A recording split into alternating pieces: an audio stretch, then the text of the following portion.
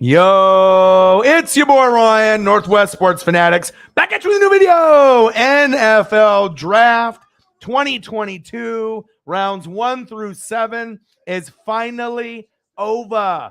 So we are going to do a quick recap and review, a little bit of a reaction with your boy Ryan and the Northwest Sports Fanatics. Make sure you guys subscribe to the channel. Smash that like button either now or on your way out.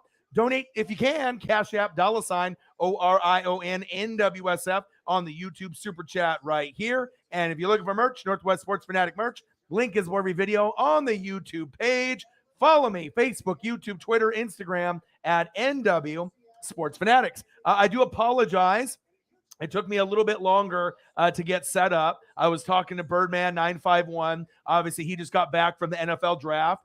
He's going to be hopping on, and we're going to have him kind of go over his experience. I had another buddy that just came back to Oregon, a good buddy of mine, JD, and he actually just got back from the NFL draft also. So I was just actually talking to him in the parking lot, and, you know, he's a Raider fan, and obviously we know Birdman is an Eagles fan. So I wanted to make sure that I, touch base with both of those guys that went to the NFL draft. My buddy JD that just stopped by, and I was just visiting with him. My birthday tomorrow, obviously the big birthday bash of me turning 40, the big E40. All right, 40. Can't believe it. It's already here. But we'll go over your teams. We'll go over your picks. If you want to go over rounds 4 through 7 or 1 through 7, we're just going to chill tonight. We're going to grind it out. Birthday celebration is going to be tomorrow. And like I said, we'll be probably streaming from 7 p.m. until like midnight, 1 or 2. We'll see how it goes. Obviously, I want to be able to celebrate my birthday, but I like celebrating it with the people that support me the most, and it's you guys, the Fanatic fam. I hope you guys ended up having a fantastic weekend. I know I've been streaming almost every day for 4 to 7 hours. We ended up having our longest stream that I've ever done, 8+ hours. That was for day 2 for rounds 2 and 3. Round day 3 started at 9 a.m. and it went until 4 p.m., 4 or 5 p.m. So it's not like I was going to sit there from 9 a.m. to 4 or 5 p.m. and go over. It's not like those picks don't matter, but it's just a long time after doing an 8-hour stream the night before. So I, ended up going to sleep a little bit early, but I did watch film and go over the articles. Birdman 951 will be in the building. I think he's doing something on his channel right now. But it's just kind of cool to hear what kind of happened. Birdman 951 got on TV. I've seen a couple clips of him on there, like when they picked Nakobe Dean, which was very fire, very underrated. Jets definitely killed it. They're going to have to take some time to let the pieces grow. And obviously you're in a tough division with the Bills, the Patriots, and the Dolphins seem like they're coming on strong. But yeah, we'll go over all the team grades. We'll go over some of the picks. Whatever you guys want me to go over, we can do that. Let me acknowledge everybody in the room. Let's get it, baby. Elliot Evans with the Olave. I like it, baby. Let's go. Nolan Saints in the building.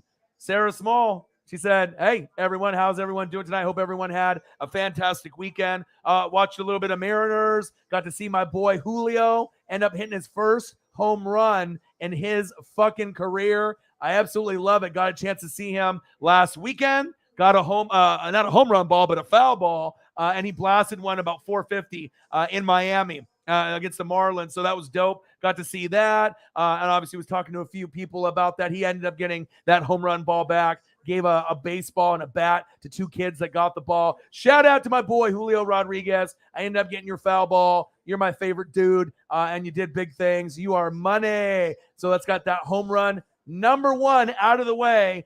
NFL draft, baby. I mean, we see some studs there. Malik fell a little bit further than we saw, and then maybe we thought, hey, but your boy's here. Your boy is ready, and my birthday is tomorrow. So we're going to have a good birthday celebration. Let's go. Let's get to 100 in donos. Let's go. The manager says, the manager gets. Let's go, baby. Sarah Small says, I absolutely love my drive. A lot of people do. Eddie James in the building, another Colt fan in the building. What to do? I like what you guys did in the draft. Absolutely. Santana, gotcha. All right, Chiefs had the best draft along with the Jets and the Eagles. Santana, I can't argue with that, man. I think the Chiefs already had a good day 1. Then it went into rounds 2 and 3. And I was like kind of getting intrigued there. And every piece that they got pretty much checked off all the boxes. Yeah, we know Tyreek is gone. We know Honey Badger more than likely is going to sign I guess, maybe with the Saints and go home. They didn't get they didn't get a safety in the draft, so maybe they're going to push hard. Maybe he ends up on the Eagles. I don't really know. But yeah, the Eagles definitely killed it. The Jets killed it. The Chiefs killed it. I like what the Giants did with, obviously, your boy, Kayvon Thibodeau. That's my dude. Obviously, I'm here from Oregon, so I'm a big Kayvon guy. And obviously, it was nice to get Evan Neal matched up with that as well. But yeah, I totally agree, man. Chiefs. I'm excited to see what happens with the team. And we already know the Chiefs Kingdom supports me the heaviest on this channel. They support me with all the donos. Love you guys, and I appreciate you guys. Flex on them. Chiefs fans, I see you. The Kingdom should be happy. And the Chiefs draft, guess what it was? Money. And I'm excited. Like I said, I've always liked watching the Chiefs, even though I'm a Buccaneer fan since 95. They definitely have gone through some of the ups and the downs, and it was awesome to be able to see them recover. Veach, and Veach we trust. If you got a top 3 organization in the league and you got a good GM, you got a good owner, you got a good head coach, you got a good OC, and as we obviously talk about some of those pieces, we know this is good. All right? Let's take Santana's comment down so we can see the face. All right? We know he's good. All right? We know he's good. All right? We know it's good. Okay? I'm excited and ready for the opportunity to watch them moving forward. And you never know what might happen in the playoffs, baby. Let's go. Hope everyone had a fantastic weekend. Brute Saint, Olave, I like what you guys did. I mean, we're talking about the teams in the NFL. I mean, gosh, I'll go over each team. We'll go over Kansas City's. We'll go over the Colts. We'll go over the Saints. We'll go over a lot of the picks. I like what the Chargers did as well. Obviously you want to protect Herbert, and you want to make sure Herbert, has time to be able to go through the progressions. Maybe that team would be the Bengals of last year. We'll have to kind of wait and see. But Chris Olave, pick number 1. All right. Pick 1. All right. Round 1, pick 11 for the first, Olave. Then they went 19 to Trevor Penning, offensive tackle, who's nasty. All right. Round 2, pick 49, Alontae Taylor, another corner from Tennessee. All right. Then in round 5, DeMarco Jackson, linebacker from Appalachian State. All right. And then they cap it all off in round 6, pick 194, and Jordan Jackson, D tackle from Air Force. So, the big ones are Olave and Penning. We will see about Taylor, Jackson, and Jackson. But obviously the top 2 are nice. They are nice. All right. Let's go. Jets best, definitely had the best draft. We can go over it right here in just a second. And let me actually pull up. Let's go and find a nice little photo here. So in the time being, while I find that, you guys can stare at some beer. And let me see if I can, maybe I'll do a sauce. Let's start off with a sauce. Too much sauce. All right, let's go Sauce Gardner. We'll start it off from there, and we'll go over everything. But it's nice when you end up, getting guys that are targeted on your board. It works out. Let's see here. This is a good one. I haven't used this one before. See if I can get to format properly. There we go. And it comes up sauce. Comes up too much sauce. All right, let me pull this up. And anything that we want to talk about, I can throw up a photo. Obviously, Mariners played today. Dodgers played today. So there's not really anything games going on. But I'm grinding it out. Like I said, I'll stream today, stream tomorrow for my birthday, and we're going to have a good time. All right, let me find the sauce file here. So many sauce files. Let's go here. Too much sauce. All right, here we go. Is it this one? No, we'll go this one. Here we go. And we want to make sure we get the HD photos and everything looks prime and ready. Oh, baby. The Jets. Sauce Gardner, pick 4. Garrett Wilson, pick 10. Jermaine Johnson, pick 26. And he was actually projected to be a top 10 pick. Some people had Jermaine Johnson, edge rusher from Florida State, as high as 7. Then you get Breece Hall, right? Then Jeremy Ruckert from Ohio State at round 3. Round 4, Max Mitchell, offensive tackle. And then you ended up getting Michael Clemens, edge from A&M. So not a lot of people know who Ruckert, Mitchell, or Clemens are, but I think everyone in the country knows Gardner, Wilson, Breece Hall. And if you're not familiar with Jermaine Johnson, you'll know he's one of the top 5 pass rushers in the draft. But yeah, we'll definitely go over all the other teams as well. But yeah, fucking nice, man. Brute Saint, how you doing, baby? How you doing? Santana, gotcha. Let's go over your the Kansas City Chiefs. I'm not sure if you're a Chief fan, but let's go over that. We got a lot of Chiefs Kingdom represents me the most, obviously, on this channel. Let's throw up. We can do a Mcduffie. Let's do Skye Moore. Obviously, we'll do Skye Moore was the wide receiver. Let's go over Skye Moore here, and I'll end up getting a nice photo of him. Let's throw that up here. One sec. See if I can find a nice action shot. There we go. This one's fire. And let's see if I can get it to format. Yep, got it to format. Sometimes you just got to be patient, talk nice to the computer, then make sure the internets and the interwebs are all on point. Let's see right here. Don't think I have to go too far down. And I got a new beer to try out tonight too. Modelo Chelada Orange. Never seen it before. First time I seen it in Oregon. Had to pick one up. All right.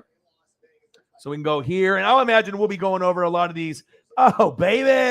Let's go, Skye. I see you. So let's go right here.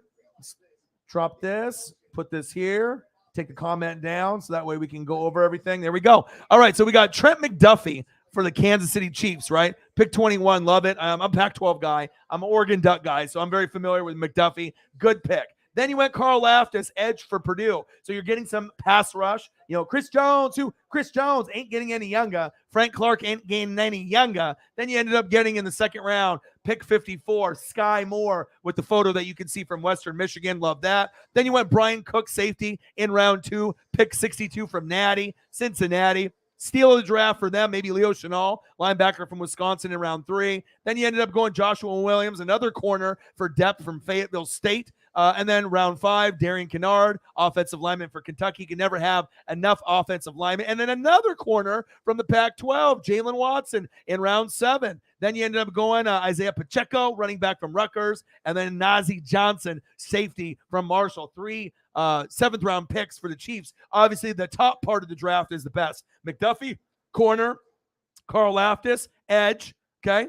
And then you got Skye Moore, wide receiver. Brian Cook, safety. And then Leo Chenal, linebacker. Those are going to be the main ones. But I like what they did. Shout out to the Kansas City Chiefs. I see you. I see you, baby. All right, let's see here. Let's scroll and look at some of the other comments here. But I hope everyone is having a great day.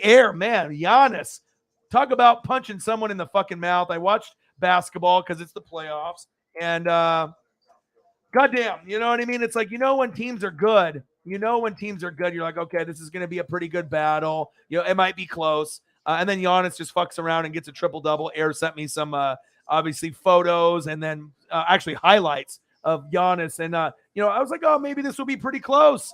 We already know who they're going against, and maybe, it'll be a decent matchup. But guess what? Sometimes when you got the best player on planet Earth, Giannis, right, you get fucking blown at. Sometimes you get blown at, and it just happens. You got time to recover. But Giannis, you were something else. Giannis. This is going to be for air right here. Here you go.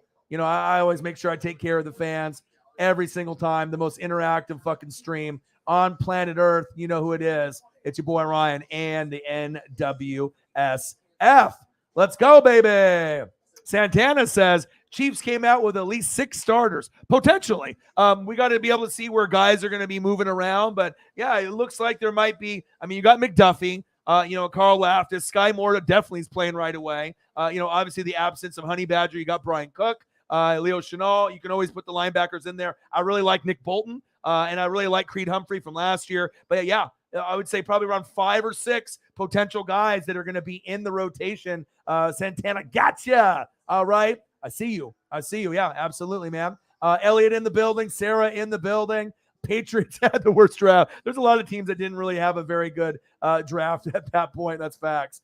Let's see here. Brute Saints had the perfect draft and filling needs in the right order. Biggest need, wide receiver, done. Next, biggest need, offensive tackle, done. Biggest need after that, cornerback safety, done. And then you might even end up getting Honey Badger, right? So let's take a look here, and let's get an Olave. Let me get an Olave photo. Give you some Saints fans some love, too. And I know I got some photos already, but let me see if I can find a new one. And I shout out to all the goats in the room. I appreciate you guys. I love you guys, the best fans on planet Earth. You guys.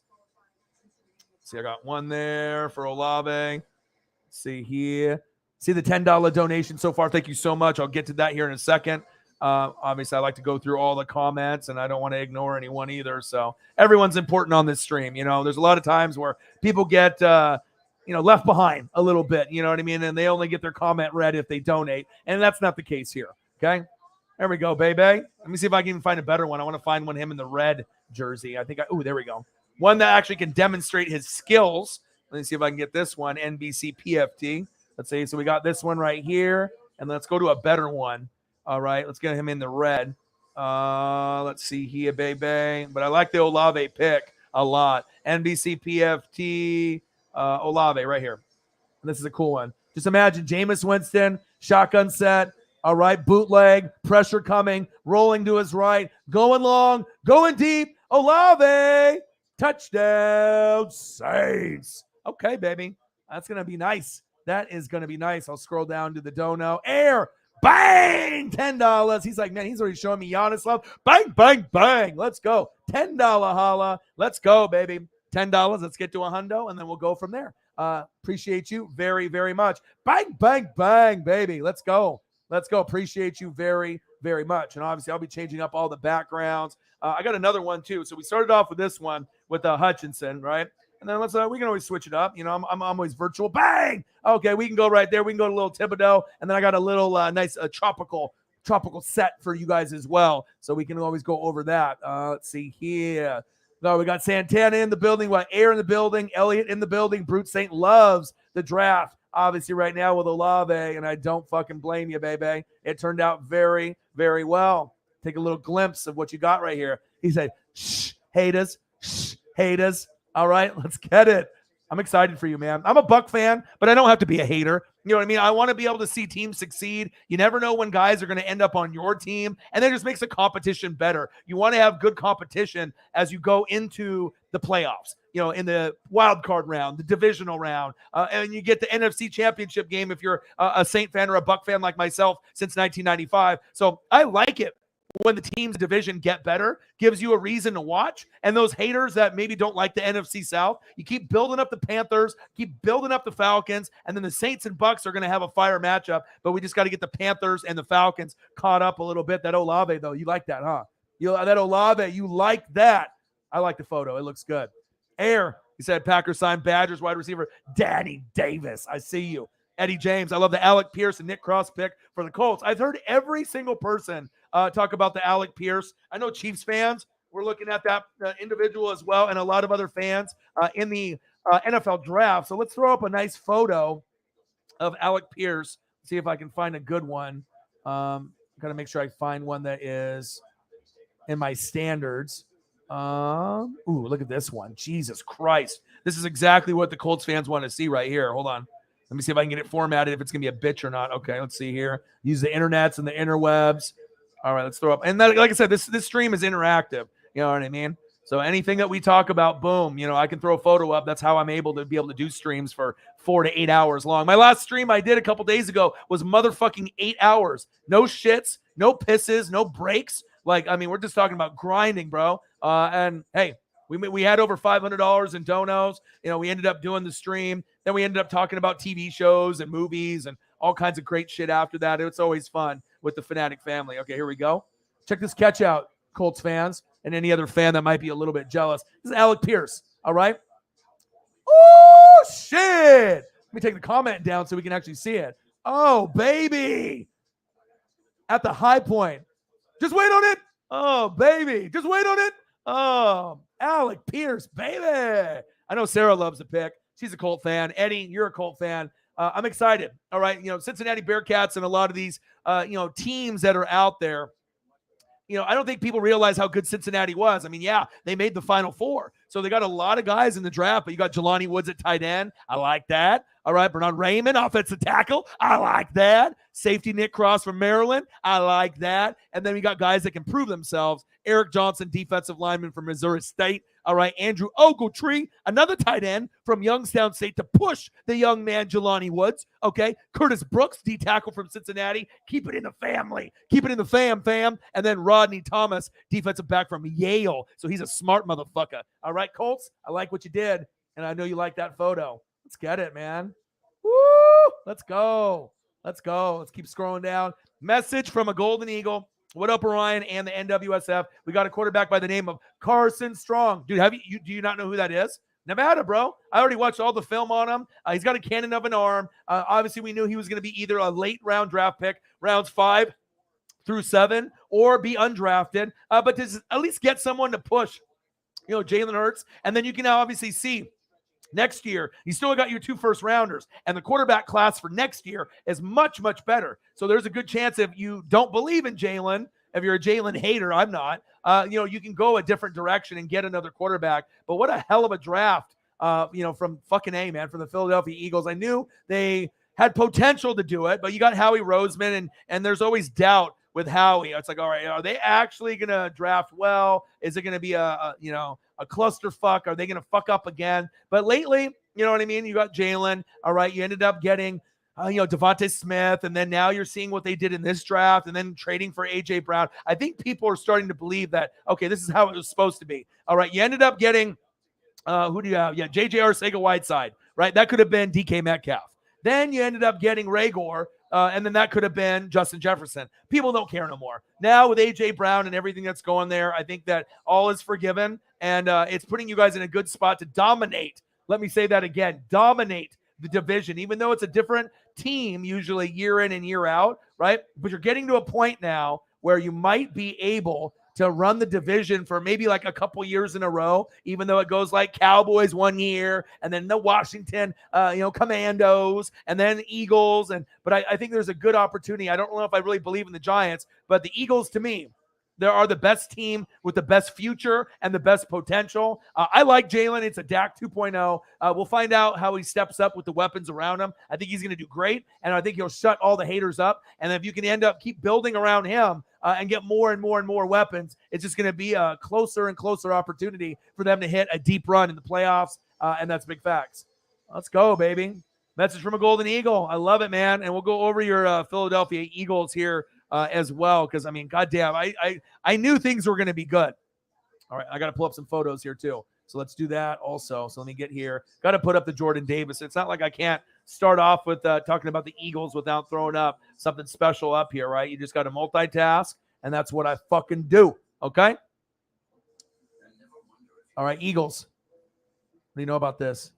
What do you know about this? Oh, baby. Jordan Davis. Then Cam Jurgens on the offensive line from Nebraska. Love that. You need that. Okay. Nakobe Dean, steal of the draft. Slid because of not getting surgery, but obviously that's great. Then Kyron Johnson, the edge from Kansas. And then Grant Kakatera. All right, SMU in round number 6. Great draft. And then you also got A.J. Brown. Let me see if I can find a new one of him. Maybe even I can find a mock one here. Let's see.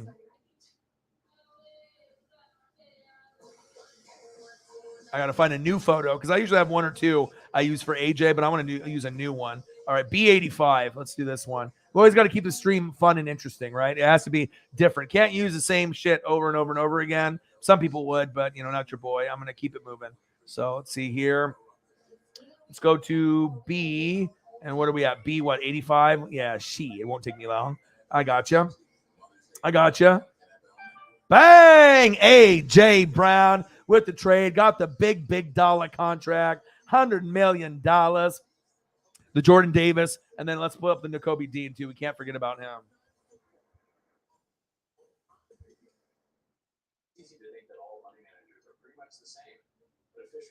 All right, I got a good one here for Nakobe Dean. All right, Dean, let's throw this one up too. Got to show the love to the Eagles fan base. They're one of the biggest supporters on the channel. I see you, and I appreciate you.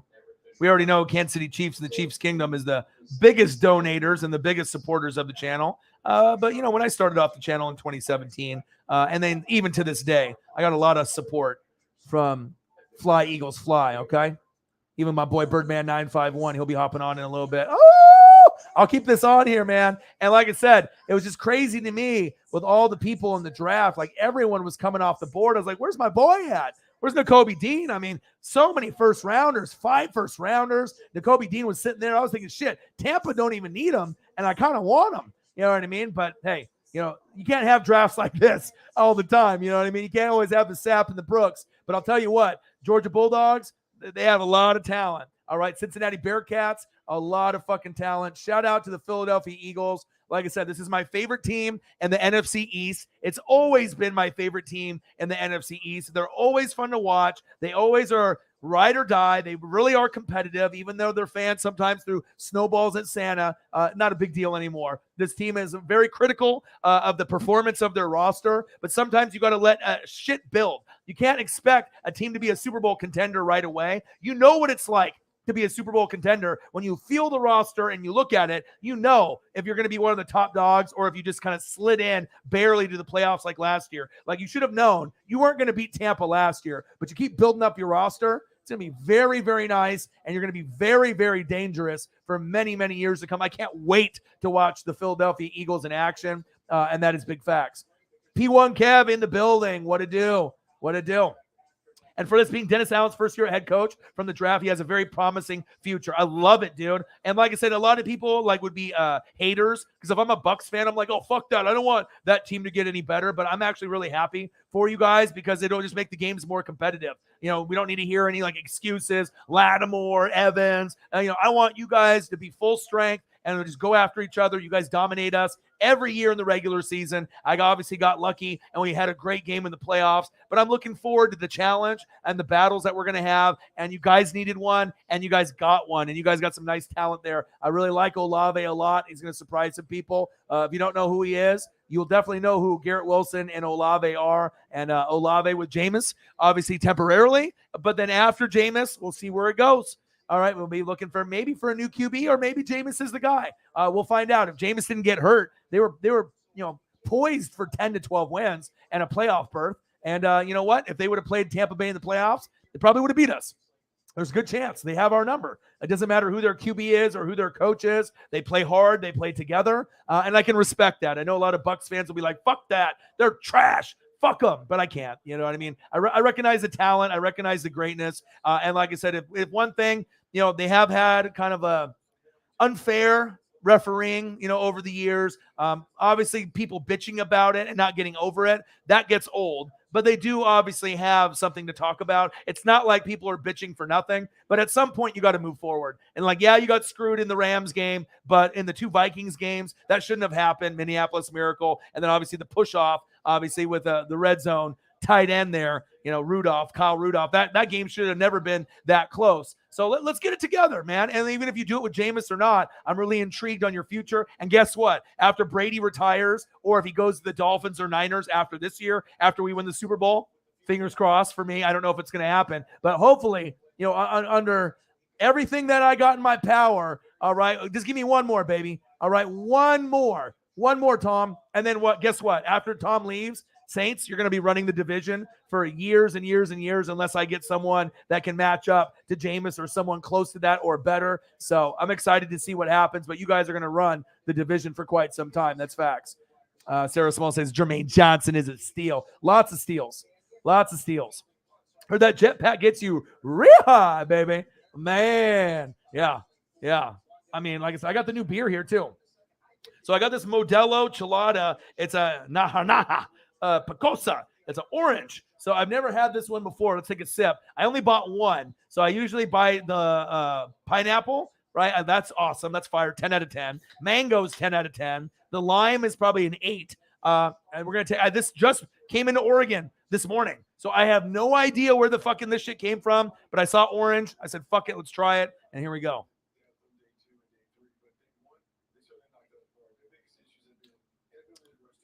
Ooh. That's good. Orange beer, kind of a cross between orange soda. Doesn't taste like a seltzer. Doesn't taste anything like that. Wow. That actually is pretty fucking good. I might have to buy that again so I can switch it up from orange to pineapple to mango. Modelo Chelada. Picosa. Some good shit right there. Baby. Jets had a perfect draft. Yeah. I mean, Jesus Christ, dude. Let's throw up the Sauce Gardner. I probably should start throwing up photos of all their fucking picks that they had. Maybe throw up a Garrett Wilson. Let's go over the main ones, the first 4. I mean, it's too good not to throw up, right? And I'll get into everything else too. I'll check the Cash App. Also, let's see here.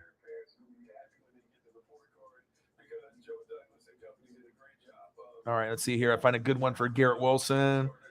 And I have some already, but I want new ones. You know what I mean? Every time I do a show, I don't want to do the same one. Sometimes I want to be able to, put in the effort. And I'll tell you what, fucking A, dude. On round 1, all right, I prepped for like an hour and a half to get all the photos ready. And I pulled up maybe 40 or 50 just in case some guys maybe got drafted or didn't, right? And rounds 2 and 3 on day 2. I had everything for round 2 for about 40. I had nothing for round 3, and I didn't miss a player. I got photos up of every single motherfucker, so that made me feel really good. You know, I mean, I could have been lazy and not update the ticker. I could have been lazy and not updated the photos, but I literally got every motherfucking photo up, and it takes a lot of love and a lot of grind to be able to get that in there. So first we got Sauce, too much sauce. All right, love this pick. Best corner in the draft. Obviously, Stingley went ahead of him one pick, but I think they're both going to be fantastic. Just like when we had J.C. Horn last year, Panthers, he got hurt. I think he'll be fantastic, though, this year. And then you got Patrick Surtain. So now you got the same thing with Sauce Gardner and Stingley. All right, and then you got Garrett Wilson. Arguably, should have been the first guy off the board. A great route runner, even though Drake London went off the board. And Drake himself bet on Drake London. He said Drake's a good name. And he ended up going up first, which was a little bit surprising because I think that Drake London's got a lot of potential. I saw him at USC, but I think a lot of people were surprised he went ahead of Garrett Wilson.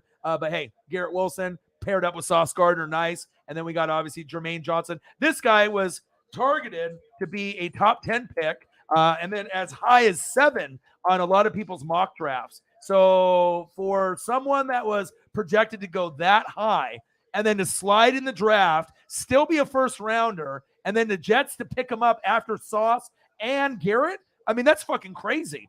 You know what I mean? That is just not supposed to happen. And we didn't really know Salah, if they're going to get it done. They got Zach Wilson there, and I was like, they got a lot brighter future than the Jags. Can you see now? You can still be a shit team like the Lions and the Jags, but the difference with the Jets, if you have the right coaching and owner in place, you can actually build a roster, and you actually know what the fuck you're doing. We got to make sure that these guys can actually pan out.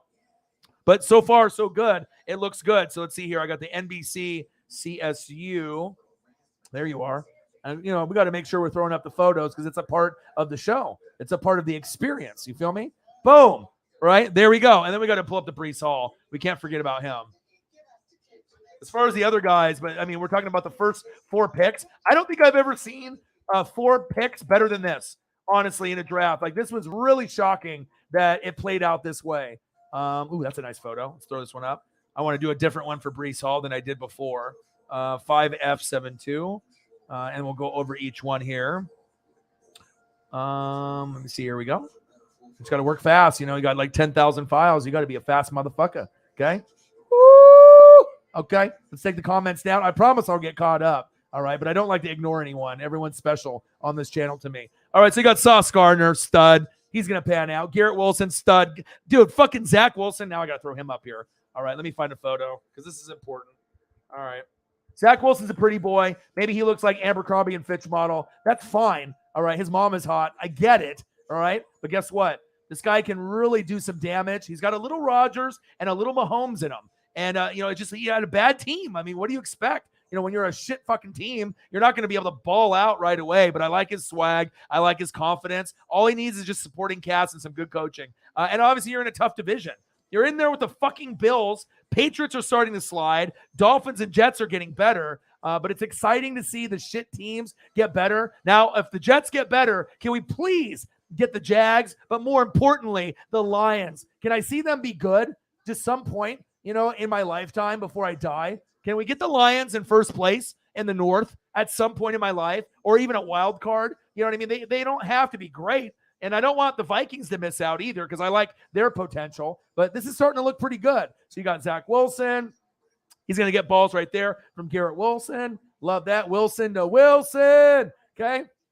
You got Sauce on defense. All right. And you got this guy right here is a sleeper. If you didn't watch him at Florida State, he's a top 5 pass rusher. And he might end up being better than some of the guys that are, really highly touted. Kayvon Thibodeau. All right. People are talking about, obviously, Hutchinson, right? We know he's Joey Bosa, Nick Bosa. And then we got Kayvon is supposed to be like Von Miller. But there's a chance, that this guy puts up similar numbers. And you got him at fucking 26 in the first round? I've never seen 3 quality picks this good by a team ever, right? And then obviously, and boom, Breece Hall. I was kind of rooting for Tampa to try to do this, even though we didn't really have this need. I'm praying for the day that I can get a 3-down back, a Josh Jacobs, who's going to be available next year for me, a Jonathan Taylor, a Nick Chubb. When is Tampa's time? All right. Obviously, it wasn't this year, but, shout out to them, man. You guys are doing big, big things. And it's just amazing to be able to see, a team that goes, all right, we're going to get Zach Wilson. We're going to build. And then you get Sauce. And then you get fucking Wilson. I can't believe they got Garrett. Then you get this. And then you get this. I mean, quality studs. I mean, we're talking about all four of those guys could end up being a Pro Bowler before their career is over, maybe all pro, and maybe we have a Hall of Famer in this group too. I mean, would it be this guy? Probably this would be the one that you'd lean towards first, but 4 solid picks. And the last time I can remember someone drafting out of the park with 2, maybe these 2 for my team. I mean, can you name a better 2, right, in Sapp and Brooks? Honestly. I mean, you guys don't even have to be Tampa fans, but 1995 draft, to get Warren Sapp and then to get Derek Brooks. I mean, you got a Hall of Famer who was the best D tackle in his generation. And then you got, boom, Derek Brooks, my favorite player of all time, the best outside linebacker maybe ever. They had Urlacher and they had other guys like Ray Lewis playing middle linebacker. But for outside, no one was better than Derek Brooks. And I don't know if there's anybody better than Derek Brooks that's playing today. And I'm a Devin White guy. All right. I'm a Darius Leonard guy. All right. I'm a Micah Parsons guy, a Fred Warner guy, a Bobby Wagner guy. All right. But now you got Aaron Donald, and we know Aaron Donald's better than Sapp. But back in this time, the Aaron Donald of this generation was Warren Sapp. So, but yeah, shout out to the fucking Jets, dude. Saleh. Let's throw up a picture of Saleh. I mean, no one's gonna give the head coach any love. Let's throw Robert Saleh on here. And obviously, where's he from? The Niners. Okay, so you already knew that he was gonna hopefully turn that shit around. But shout out to you, man. Let's see if I can find Let's see if I can get a good Saleh picture here. Here we go. Good old bald head. He's got the dome. All right. Just like your bro, we're bald bros. I mean, a lot of intelligent people on planet Earth are bald, baby. All right. Let's throw Robert up here. I love giving the love to, credit where credit's due to head coaches, offensive linemen, defense, because that's a lot of guys. They just get disrespected and they don't get a lot of the love. So let's do that and show the proper love. And like I said, this show is different than any other show on planet Earth. We can do the sports things, and then down the road we can, talk about anything and everything. Anything goes on this channel. I see you. Bald boys unite, just like the Duffel Bag boys when we ended up going to Seattle. Saleh, I see what you're doing, and I respect the hell out of you, man. I thought maybe you were going to get fired. Not now. Not now, baby. I see it. Keep working on this. Okay? Keep working on this. Things are good. Things are good. Let's go. Love it, man.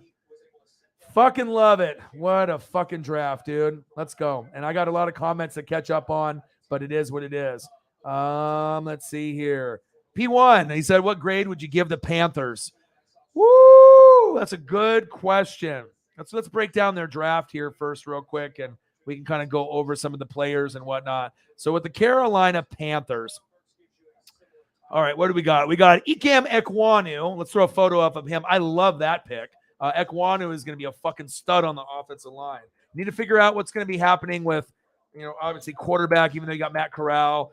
Is that going to be the long time future guy? I mean, I'm not sure if we really know that just yet. Let's see if I can find a good one of him here. Ekwonu. Some of these are like not the proper size, but I think I can find this one. One sec. Because, I mean, if I'm going to go over something, I want to make sure we get a good photo of him. There we go. Big hog molly up front. All right. Pick number 6 overall, so he ain't no, like, fucking slouch. Ekwonu. All right. And I promise I'll get to everyone's comments. I'm not trying to ignore anybody, but you guys know this is a little bit different of a show than others. A lot of people just get their shit skipped, and I'm not about that life. Or they have to type it in like 8 times to get seen. You are seen by me. I appreciate you guys, every single one of y'all in the building. And I think that's why probably I get all the donations that I do too, because I mean, I really do take the time to take care of everybody. Let's see here. Where are you at, Ekwonu? EK. Where are you? Oh, there you are. I found you. And it's all about the photos too. It makes the show so much better. All right, so you got your boy Ekwonu, Ikem, North Carolina State. I fucking love the pick a lot. And obviously you need to protect whoever it's going to be. If it's going to be Sam Darnold, if it's going to end up being Matt Corral, the next pick. So I will give this one like a B+, A-, there. Corral, let's throw him up. because that'll be the other one that's kind of maybe worthy of putting on the board.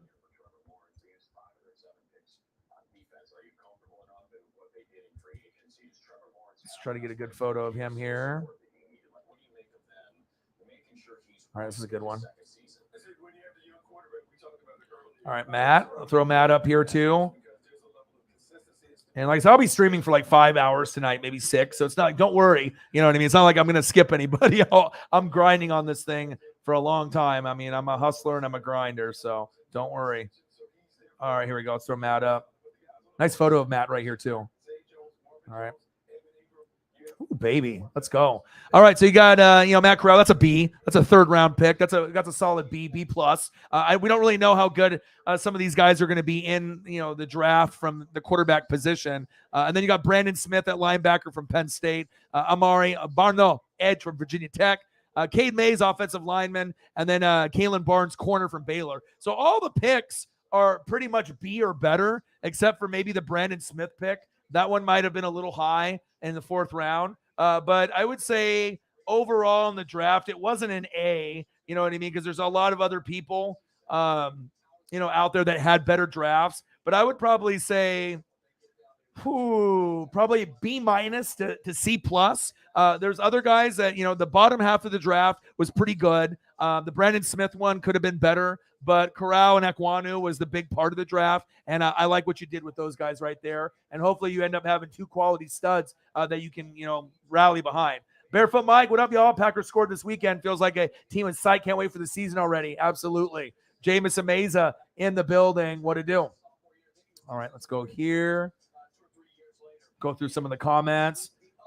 Sarah, we're going to the Super Bowl 2023. Not happening, but I really am excited for your progression.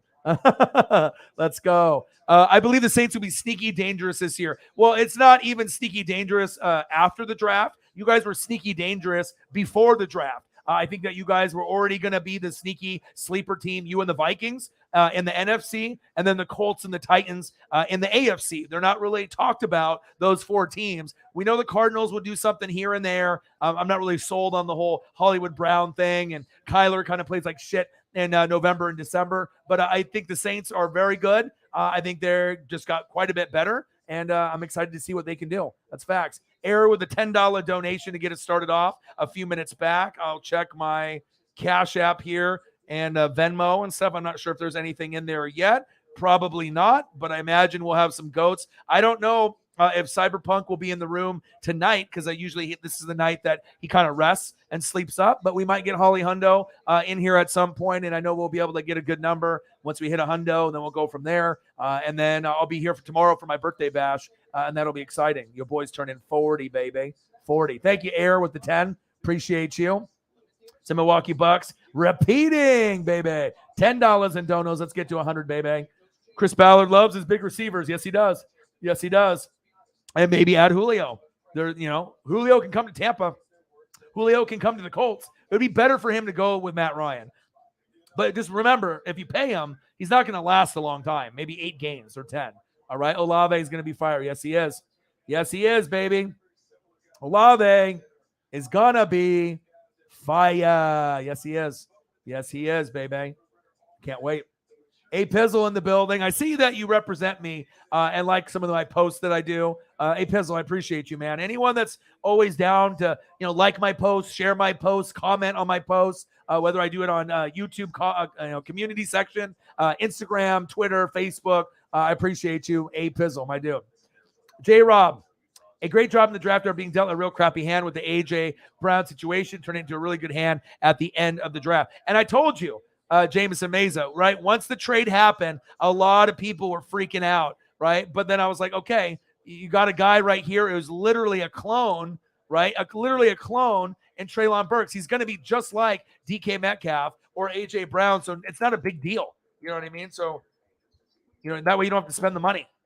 And he already wanted out anyways. He wanted to have like 60 million guaranteed and some like lots of money, right? So let me see here if I can get some Treylon Burke photos for my boy here. Max result 38. Let me put this up here. But I mean, I watched a lot of film on Treylon Burks and his size and his athleticism. He's got like a DK AJ Brown frame, but he can catch like OBJ. He does like one-handed grabs. It's pretty crazy how athletic Treylon Burks is, and it won't take long for you guys to know who he is. And then they're building a new regime with Malik Willis. I love that. I mean, Tannehill I love, and if I can get Tannehill to come to Tampa, I'll take him. If Jalen Hurts wants to come to Tampa, I'll take him. You know what I mean? I need to get a quarterback, but maybe a change of scenery will be good for Tannehill. Tannehill, come to Tampa, I'll take you right away. All right, let's go here. Max Resdeval, 38. Let's throw up that because we got to make sure we put Burks up here. This guy is an animal. And even though he wasn't going to be the first guy taken, there's a chance that he ends up being one of the top 2 or top 3 receivers in this draft. I wouldn't be shocked by it one bit. Let's see, Max. I went past it here. Max. Where are you? All right, there you go. And then number 38. There you are. And I got this one. Let's see if I can get this one to format correctly for you, Jameson. There we go. Oh, yes. Stiff arm that fool. Bang! With the fingers. Like he's doing the too sweet. New world order. For life, brother. Ooh, yeah. Too sweet. He said, get off me, bitch. That's a good one. I like that one. I'm keeping that one. And let me see if I can find another one for you. I really like this kid. So, I mean, a lot of people freaked out. Not me. Let me see if I can find one in his white jersey. There we go. I like to be able to switch it up and give you guys the visuals, It's not like you want to have the same ones over again. All right, let me throw this one up too. I love photos, man. Let me do this one. What is this one under? Arkansas. And I'll do a red one too if I can find a good one. Let's see here. Here we go. Let's see if I can get this one formatted. I don't know if this one will be big enough or not. Hey, there we go. And let's get another one. Let's go one more. See if I can find. Ooh, this one's on LSU. Let's see this one. AQ6W. Got to give my boy Jameson Meza some love after losing A.J. Brown. It's all right, man. You're turning the page on a whole new direction of the team. Okay. And you still got King Henry there. Who cares if Jonnu Smith told you, I told you that shit hurt, and you guys weren't the same team after that with the Jonnu Smith departure to the Patriots, but Julio didn't really do shit for you. AJ Brown's gone. Now you got a younger version and Treylon Burks. Okay. Where's the AQ at right here? Let's see if I can get this one to format correctly. You going to format for me? Yes, you are. Hey, bang, baby. I love it. I think I can delete this one. I'll delete this guy. All right, hold on. We'll go here, and then we'll delete the other one. So we'll go here. Bang. I love it.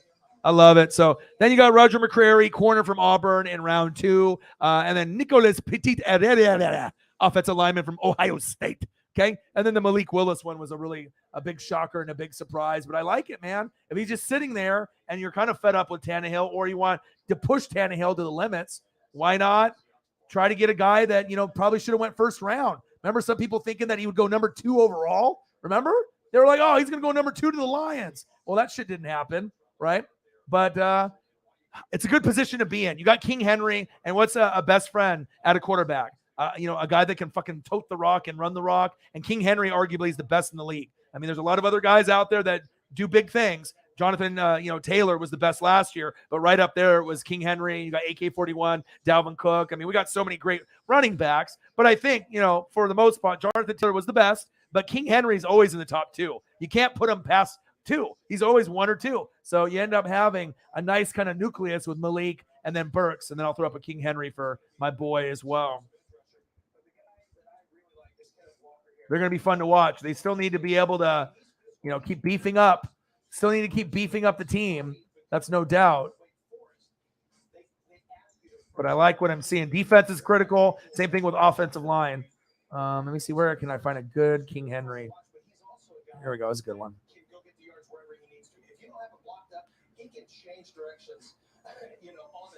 Roto NFL. And I promise I'll get caught up. Like I said, I'm going to be streaming for like 5 to 7 hours. Last stream I did a couple days ago was 8 for day 2. Longest stream I've ever done. And funny thing is, I wasn't even tired, and I probably could have did 2 more hours, which is fucking nuts. But I was home by myself, and I had to watch Paisley. So, I don't want to be a bad, dog dad. So I want to make sure I give her the proper love and attention too. But Yeah, 8 hours in a stream is fucking wild, man.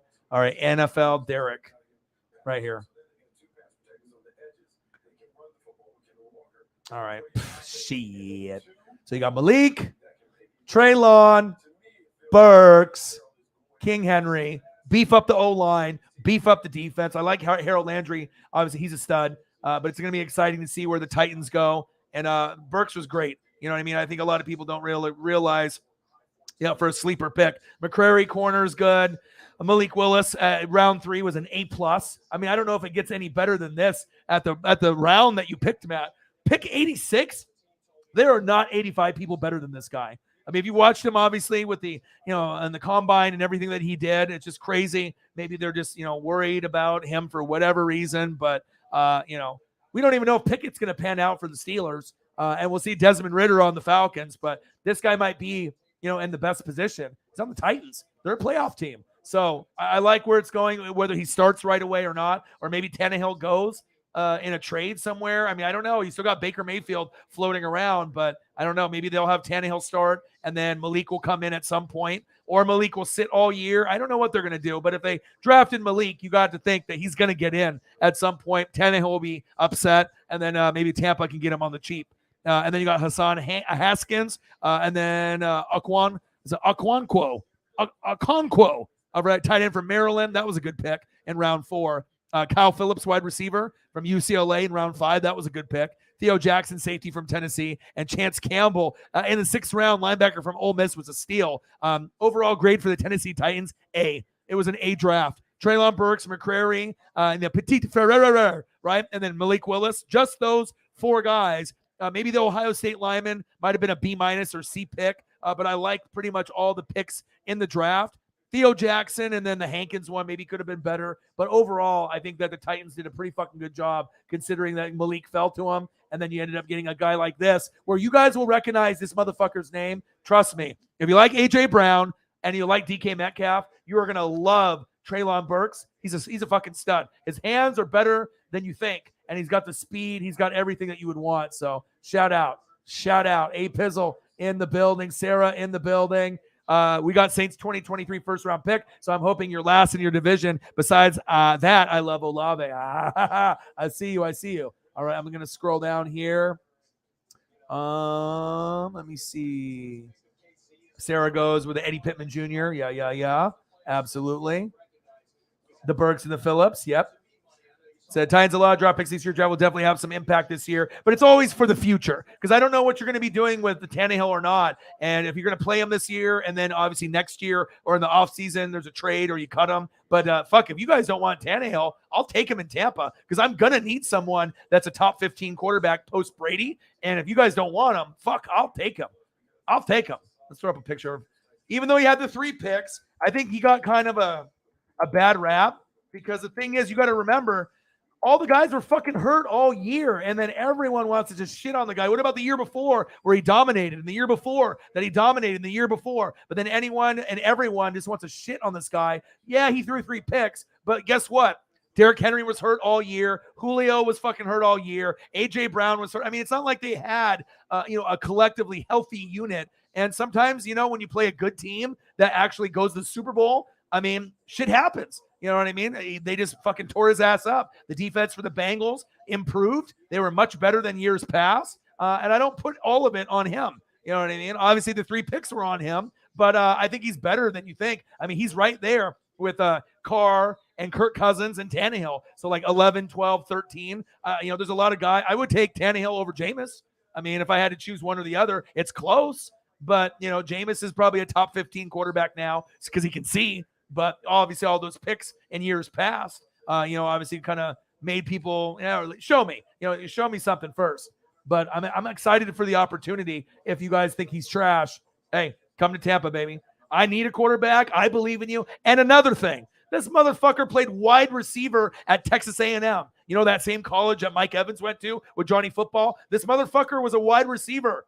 All right, stop treating him like he's some first pick in the draft, number 1 overall, and then he just fucking sucks now. He was a wide receiver converted to quarterback, not quarterback converted to wide receiver like some of the other guys like Julian Edelman, okay? Wide receiver converted to quarterback is a lot fucking harder than quarterback going to wide receiver. All right. So, a lot of y'all probably didn't even know that, but that's what it is. I got to stand up for my boy, Ryan Tannehill. Come to Tampa, baby. If you're not wanted there, come to Tampa, baby. Holly Hundo in the building. What to do? How are you? Holly, the celebrity in the chat. Like to see that you are in the building. Countdown to the schedule release. Absolutely. And I'll go over the Chiefs pick since you are in the room now as well. I'm scrolling down. Glad everyone is going and doing well. Calvin Griffin, how do you feel about Honey Badger the Saints? I love it. I love it if he was on my team. You know what I mean? But that's a good spot for him if he's not going back to the Chiefs. You're going to be going to my rival, which I don't love. But, it would be a good fit for him coming home since he went to LSU. I think a better fit would be for the Eagles personally. But the Eagles have already had so much greatness in their draft and everything there. So we'll see what happens. But my number one spot for him would be going back to Kansas City. But it sounds like that's not going to happen. But Saints, Eagles would be a great fit. And that's big facts.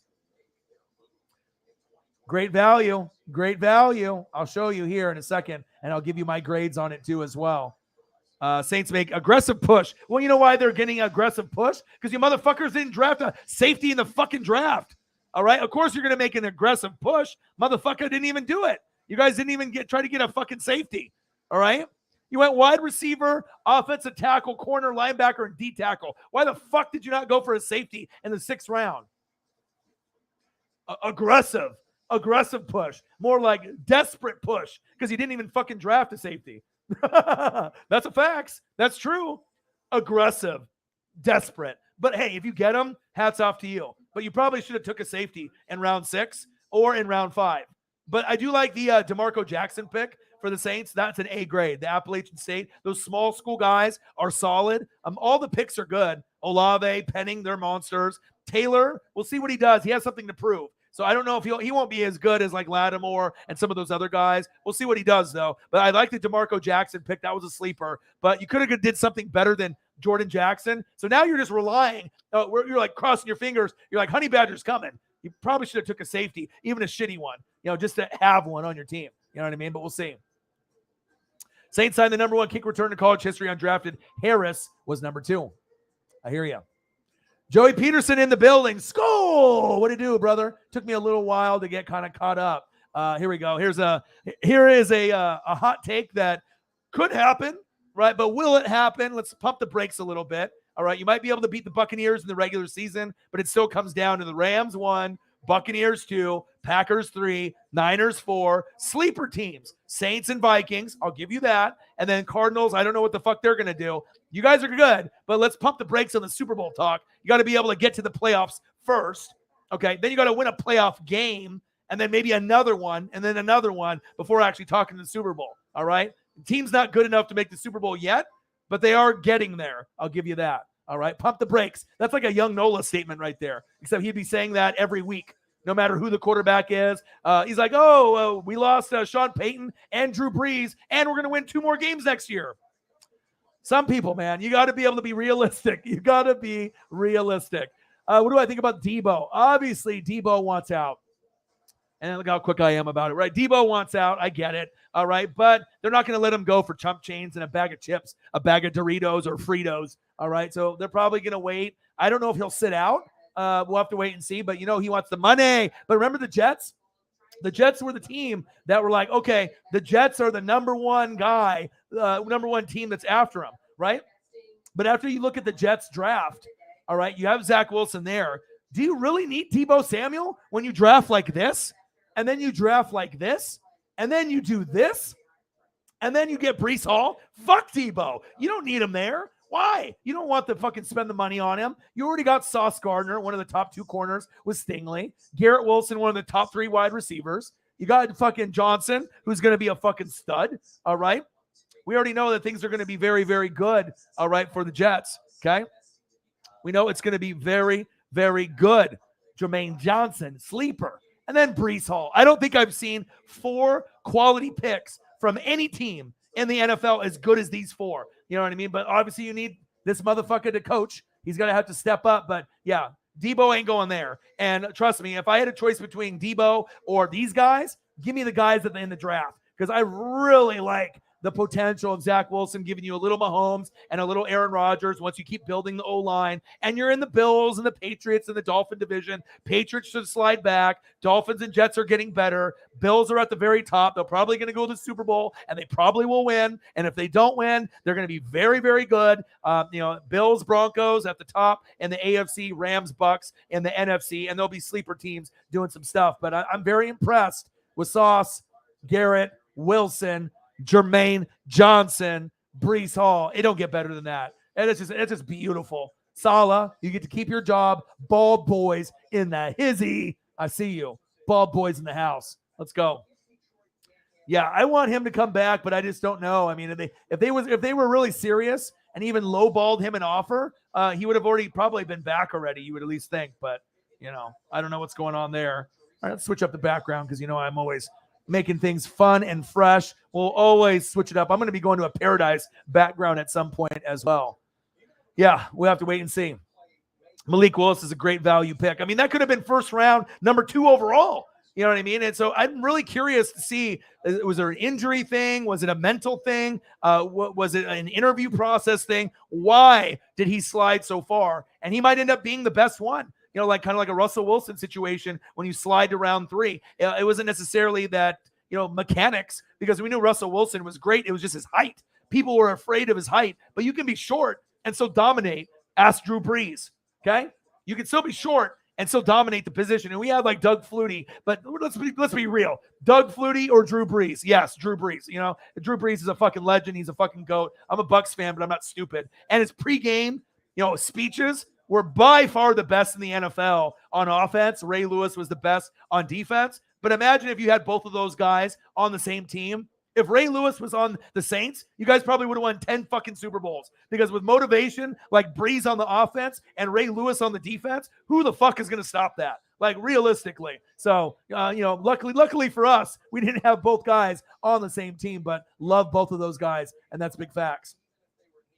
Joey, my boy, he's back. I love seeing people that hop in the room or maybe were subbed and then haven't been here in a while, and then they hop in. And Viking Skull, baby. Appreciate you, dude.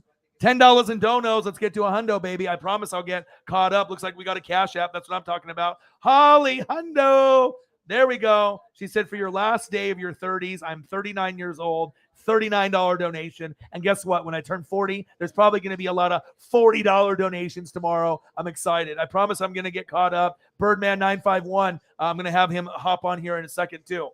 All right, so we got Holly, Hundo.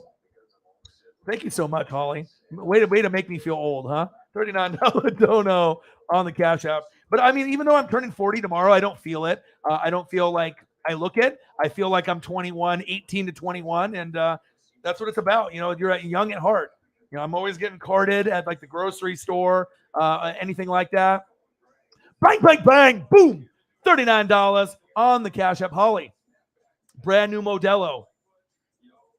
Modelo Chelada Naranja Picosa. It's orange. So it just came to Oregon. I know you are, but you look young too. I actually showed a picture of you to my dad and my stepmom as I was at Black Bear, because we were talking about, the people that support me, like you and Cyberpunk. And I showed them. I was like, this is the real deal right here. I was like, you're talking about Kansas City Chiefs, everything. And they were like, yeah, they feel good that I'm getting supported. And then I got this as a gift from my dad and my stepmom. Guys know I'm a big Ken Griffey Jr. guy. PSA authenticated Ken Griffey Jr. autograph. That's a great present. And I got Ken Griffey Jr. figure. I got all kinds of cool shit. But my dad's like, oh, it was kind of expensive. I was like, Dad, if it's PSA, it's going to run $100 to $300, sometimes more, depending on the item. And sometimes my dad likes to go for the cheap Dodger stuff. But I told him, don't buy autographs on eBay that don't have PSA. That could be some guy in his fucking basement signing the fucking scribbles, and you think that you got an autograph for, $10. I'm like, Dad, it's not going to be real. Who the fuck is going to sell you, like, for example, Clayton Kershaw autograph ball for $10? It wouldn't be that. But even like lower name guys, you'll get these guys that will do lower name guys, AAA guys or bench guys, and then my dad will try to like buy a ball for like $10 to $20. I'm like, Dad, it's not worth it. If you want fucking autographs, I'll start signing shit on a ball and I'll give it to you for free. All right. And then he learned. And then now all his shit is PSA. I was like, you just want to make sure that you're actually getting an item. If it's not face-to-face, that's real. So anyone that loves autographs out there, if you're at a card shop, never, never, ever buy something that doesn't have a PSA sticker next to it. At least you know it's real. Penny Hardaway. When I was 10 years old, I love Penny Hardaway, and I ended up buying an autograph card that wasn't authenticated because they didn't have that really back then. I got my revenge with a Scottie Pippen rookie card from those fuckers at that card shop, when they ripped me off and made me, I did all my chore work and everything. And, I had to spend like, $50 or $60 and then compare it to other autographs in the Beckett and then finding out that these fuckers ripped me off. And I was like, okay, I'll go back, and then I saw, they got some Scottie Pippen rookie cards, like a big stack of 20. I was like, and this is back when I was like 10 years old. I was pissed. I was like, fuck that. I spent so much time doing chores, earning that money. I was like, you're not fucking going to rip me off like that. Boom. Went in there, looked at 20 Scottie Pippen rookie cards. Guess what? After I left, they had 19 and I got mine, sent it in, got it graded, still have it to this day. Now I don't condone stealing shit, especially at any age. You don't want to go to jail or get in trouble. But at 10 years old, I was fucking pissed. And there's no way I was going to mow lawns and do all those fucking chores and have these motherfuckers rip me off on a Penny Hardaway autograph that was fake. I ripped that thing in half. I cried. I was pissed, but I got my revenge. So don't do what I did, but I still have the Scottie Pippen rookie card, and that at least made up for it until I can end up getting a different one down the road. So card shops, don't be ripping off young kids. And they knew it was fake, and they sold it to me. That's what pissed me off the most. If it was an adult and my dad bought it, it's one thing. But here's me, just like a little bright-eyed kid, worked really hard, spent, weeks and weeks for allowance, and then you're going to fucking, act like this is real? I was fucked up. But hey, I got my revenge on them, so that's all good. And I didn't really go back to that card shop after that anyways. But yeah, Ken Griffey Jr., look at that, baby. It's beautiful. And he actually didn't even put it in the frame. He gave me the frame separate. So I had to put the PSA card in the corner, and I had to put it in the frame. And it was kind of nice for him to have me do it myself instead of have it pre-framed, take it out of the plastic and do all that. But I'm a big Griffey guy, and that's definitely one of the coolest presents at this point. So little information for your boy. All right, but I appreciate the dono very, very much. But yeah, I got the new Modelo right here. It's orange. It's good. It's good. It's like kind of tastes like orange soda, to be honest. And if you like orange soda, and I don't know where the fuck it came from, but it just came in. Just came into Oregon this morning. Bang, bang, bang. $39 dono on the Cash App from one of my favorites, Holly Hundo. Thank you so much. All right, let me go up here. I promise I'll get caught up. Birdman, I see you. I'll invite you on the stream here in just a second. I'm just trying to make sure I get to everyone. I don't like ignoring anybody, so I want to make sure I get to everyone in here. All right, let's see here. Joey says, as a Vikings fan, most of our fan base is okay with anyone in the division besides the Packers. I like the Lions and Bears. I think so. You guys have the rivalry. You know what I mean? I get it. Minnesota Vikings. It's tough being a Viking fan. You had a lot of picks. And, overall in your draft, too. Probably a B-, C+ draft. Lewis Cine, all right? End of scene, safety from Georgia. Andrew Booth, fucking love him. Let's throw him up here real quick. I'll give you some photos. Let me see here. Andrew Booth. I was thinking Tampa might go for Andrew Booth Jr., but it's never anything wrong to try to get as much corner depth as possible. Let me see if I can format this one. Max Rez 39. And I'm starting to get further along in the streams, I promise you. Can't believe I'm turning 40 tomorrow. We have the birthday bash tomorrow, though. We're going to be streaming for 5, 6, 7, 8 hours tomorrow, so it'll be fun. So I hope that you guys come through and hang out with your boy. It'd be great. All right, here we go. All right, our boy. I can find a better one than that, though. I don't like that one. Let's get something better. I need something that... Here we go. This is much better. Hold on. Sometimes when I pull photos up, I'm looking for like the HD. You gotta make sure you give me something that's nice on here. Pop up, baby. There we go. XN2. Oh, I got a better one. That one's okay, but I got standards. Okay. XN2. XN2. Where are you? There we are. This one's cool because it kind of shows them in coverage. Let me give me HD. Bang, baby. Delete the other one. There we go. There we go. I love it. Andrew Booth Jr., Lewis Cine, end of scene, Ed Ingram, Asamoah, linebacker from Oklahoma. That might have been your best pick in the entire draft, no lie. All right, to get him in round 3, that's Brian Asamoah, linebacker from Oklahoma, round 3. That was a great pick. Booth is an A pick as well. I like that. You got Evans, Chandler, Lowe, Naylor, wide receiver late. The Chandler pick from North Carolina is an A. I like that one, right? And then the edge from Minnesota, Azizi, right? That was a good one too. But like I said, it all depends on scene, end of scene, Booth, and then we have to see some of the other guys, but also the Asamoah from Oklahoma. That one's nice. So I'm excited for you guys. And like I said, I think you guys, the Packers are always going to be favored, right? The Packers are always going to be favored. But if you guys can just come out of the gates hot, at some point, the Vikings can win the NFC North. Maybe the Packers have some injuries. We know Rodgers is going to be good for 11 to 14 wins. But if they have any type of slip up, I think the Vikings, with the team that they have, you still need to build O-line and you need to build defense. But with the new OC, that came over from the Rams that won the Super Bowl, he's going to change the culture. So don't be surprised if the Vikings even win the North this year. I know that's kind of shocking to hear, but I think that there's a possibility that in this year or next year that they're going to compete a lot harder than people have seen in years past. We know the Bears and Lions are going to be bootios, all right? But the Vikings, they're like the Saints. They're creeping. You know what I mean? And it's very possible that, they could win the division. And if they don't, and the Packers and Bucks win the division, they probably will only be behind by a game, maybe 2. So one team wins 14, maybe 12. One team wins 13, the other team wins 11. So as long as you get in the dance, that's all that matters. But I'm telling you, with the new head coach, that's going to be doing big, big things for you guys moving forward.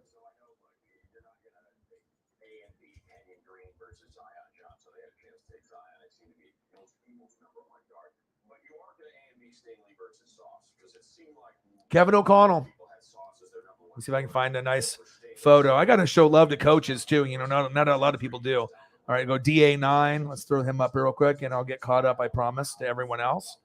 I had to take a little break last night. I wasn't going to stream from 9 a.m. to 4 p.m. after I did a 8-hour stream the night before. But I watched pretty much everything that was happening.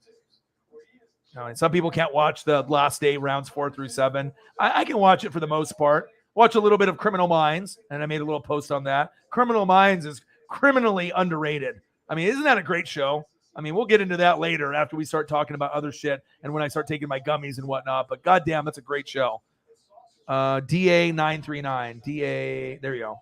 Show our boy Kevin O'Connell. And I think that I'm a big believer in coaching. All right. So obviously we know that I told you in the past that Kyle Shanahan and Sean McVay were the best 2 young coaches up here.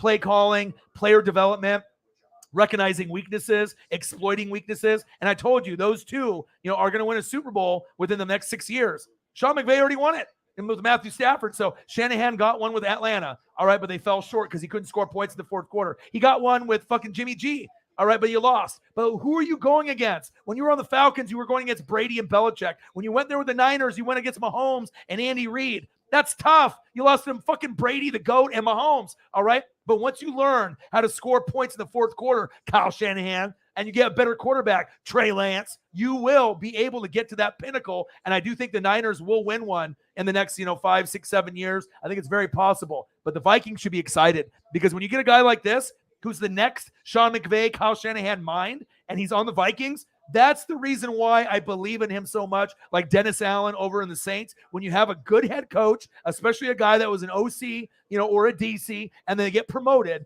this guy's got the Sean McVay swag. You know what I mean? He is going to be so much better than Zimmer. Thank God you guys got fucking rid of him. This team is primed for success, and I'm excited. I can't wait for the day that they beat the Packers and they end up being kings of the North, all right, like Jon Snow. And the Packers will still get in, as a wild card. They'll still be great, but I think it would be good for that Viking fan base.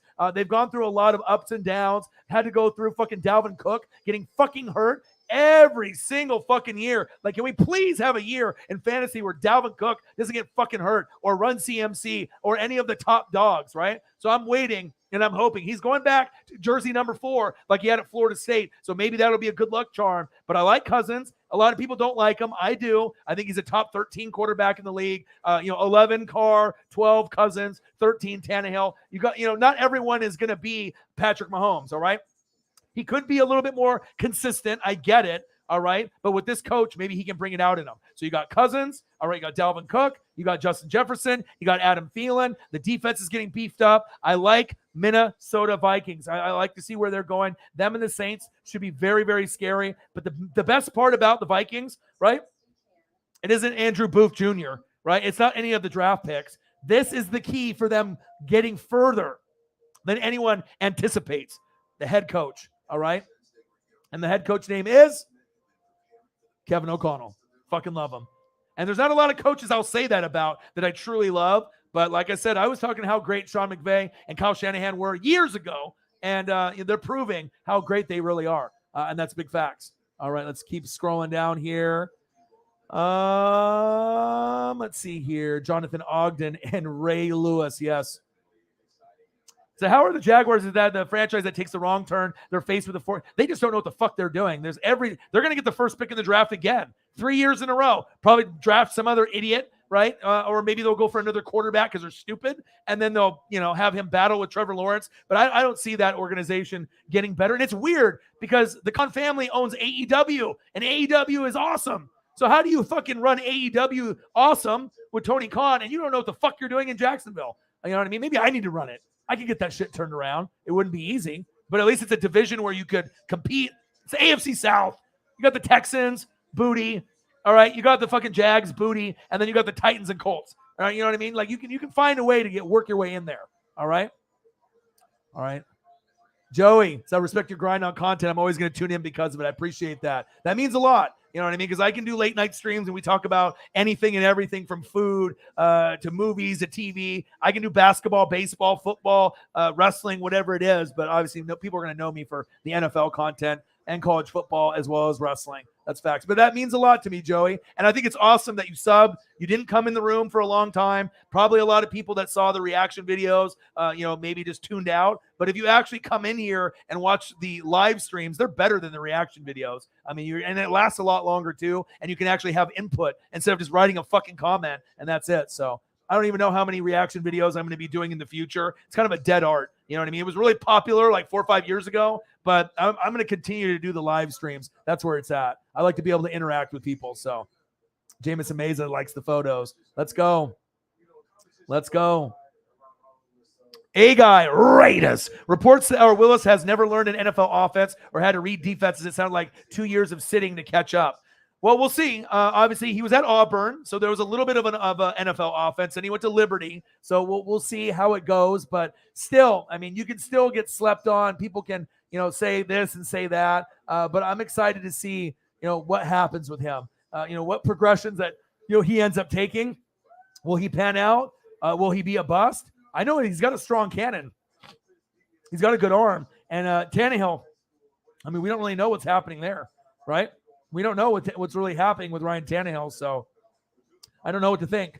But what I do know is that I would take him on Tampa. You know what I mean? I mean, obviously he slid in the draft, but just because you don't know anything, right, doesn't mean that he's going to be a failure. Look at Justin Herbert for all the haters. They said, oh, Justin Herbert, he can't even do snaps under center. They said Justin Herbert is too quiet. And then what did Justin Herbert do? He ended up being the best quarterback ever in the first 2 seasons with yards, completions, and touchdowns. So all that is a bunch of crock of shit. You know what I mean? A lot of people want to talk shit saying Herbert can't do this, Herbert can't do that. I kept telling y'all Herbert was the real deal. Oh, Tua's better. Tua's better. It's one thing to say Burrow's better because he was on the team that had the best college football team of all time, right? We saw LSU and you were like, wow, right? But Tua, come on. You had to have known, but it's just that reputation of Oregon quarterbacks. That's what they were basing it off of because none of them really panned out, including Marcus Mariota. All right. That's facts. Never underestimate my boy, Justin Herbert. How dare you? All right. Don't underestimate the Oregon Ducks. Never underestimate, especially if I tell you, you know what I mean? A guy's going to pan out. You know what I mean? I should know, being a Duck fan, if a guy's going to pan out or a guy's not, like LaMichael James and DeAnthony Thomas. I knew they were too small. I knew they weren't going to be able to pan out, unless they were in like the perfect situation. You know what I mean? And even perfect situation, they might not be able to pan out. But like Herbert, Thibodeau, they got the NFL body. Haloti Ngata, Armstead, Buckner. There's just certain guys that are NFL guys. But at the quarterback position, obviously, a lot of people want to doubt and hate. But, you know, I kept telling you. 181-181. Let's see where I can find it. Where are we at here? 181-181. Where are you, baby? Where are you? I'm going to look for you. Too many files, man. I have to like clean my computer at some point. This is just ridiculous on how much shit that I have in here. Where are you at? 181-181. But I hope everyone is having a fantastic day and a fantastic weekend. But I still believe in Malik. You know, you got good coaching there. I think he'll be able to figure it out. And if Tannehill, if Tannehill's gone, right, come to fucking Tampa. You know what I mean? I ain't worried about that. But I'll tell you what, this motherfucker right here is going to be a Hall of Famer. This motherfucker right here is going to go down in history as the Ducks' best player ever. And he's going to go down as one of the Chargers' best players ever. Even better than Phillip Rivers. I truly believe that. This guy is special. He just needs better coaching. I mean, they got weapons, but they have kind of a curse for injuries. Derwin James, Eckler, Mike Williams, Keenan Allen, every motherfucker on this draft, every single year, it just always gets hurt. Everything, it falls apart, and the defense goes to shit. But then they got Khalil Mack, and they got J.C. Jackson, and if you're looking at what they're doing, with the roster, it's looking pretty good. Zion Johnson, yes, please. J.T. Woods, yes, please. Isaiah Spiller in the 4th round, running back with Eckler, yes, please. Agbonia, yes, please. Salyer, yes, please. Taylor, Leonard, Horvath, they had a good draft. They had a good, solid B draft, but Zion Johnson getting another guy to give him some protection. I love that. Let's throw up a photo of Zion. Not a lot of people know. And we ain't talking about Zion Williamson because that motherfucker just eats cheeseburgers. He's never going to pan out. He's never going to be better than fucking John Moran. And I kept telling you all this a long time ago. He's just a fucking ESPN highlight reel. Cheeseburgers, slam dunks, and an occasional block on SportsCenter. That's about it. You know what I mean? I hope that Zion passes. I hope he works out, at some point or another. But you should have known that John Morant was the better overall player. He can shoot. He can pass. He can rebound. He's got hops. He can defend. What could Zion do? All he could do is do 360 dunks, explode out of his shoes at Duke, right? Rebound, occasionally block some shots. Wasn't really that good of a defender. Kind of lazy, took plays off. You know what I mean? But definitely a highlight reel. He could definitely throw it down like Vince Carter. But that doesn't win you fucking basketball games. You know what I mean? You got to have a little bit more than that. I mean, you can put seats. You can put butts in the seats. But other than that, what else? What else? All right, let's throw up a photo of Zion Johnson. All right. Justin Herbert, this is your new best friend, baby. All right. Offensive guard from Boston College. Pick 17. Fucking love it. Never underestimate this guy. And you guys know with the Chiefs, and you got Dangerous, you got Mahomes. All right. I mean, the division is wild. The division is fucking. You got Mahomes. He's going to be fucking the real deal, Holyfield. He'll get back to being the great player that he is. Then you got Herbert. It's going to be good there. Then you got Dangerous. And then you got Carr. It's going to be a lot of fun in the AFC West. That's facts.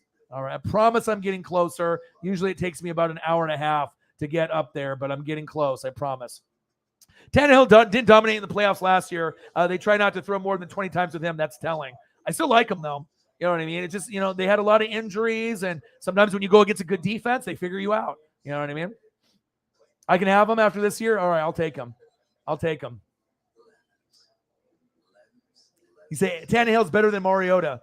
We'll see what Mariota does. I mean, eventually Desmond Ridder is going to get in there. Desmond Ritter's like, I'm going to stay here till we win a Super Bowl. Well, fuck, if Desmond Ridder, if you're going to stay there till Atlanta wins a Super Bowl, you might be fucking 80 years old because I don't know if you're going to fucking win a Super Bowl in Atlanta. I mean, you're going to hopefully get better over the years, but he's like, I'm going to stay here till we win a Super Bowl. I like the confidence, and I like Ridder, but Atlanta's, that's tough. It's going to take some time. That's facts.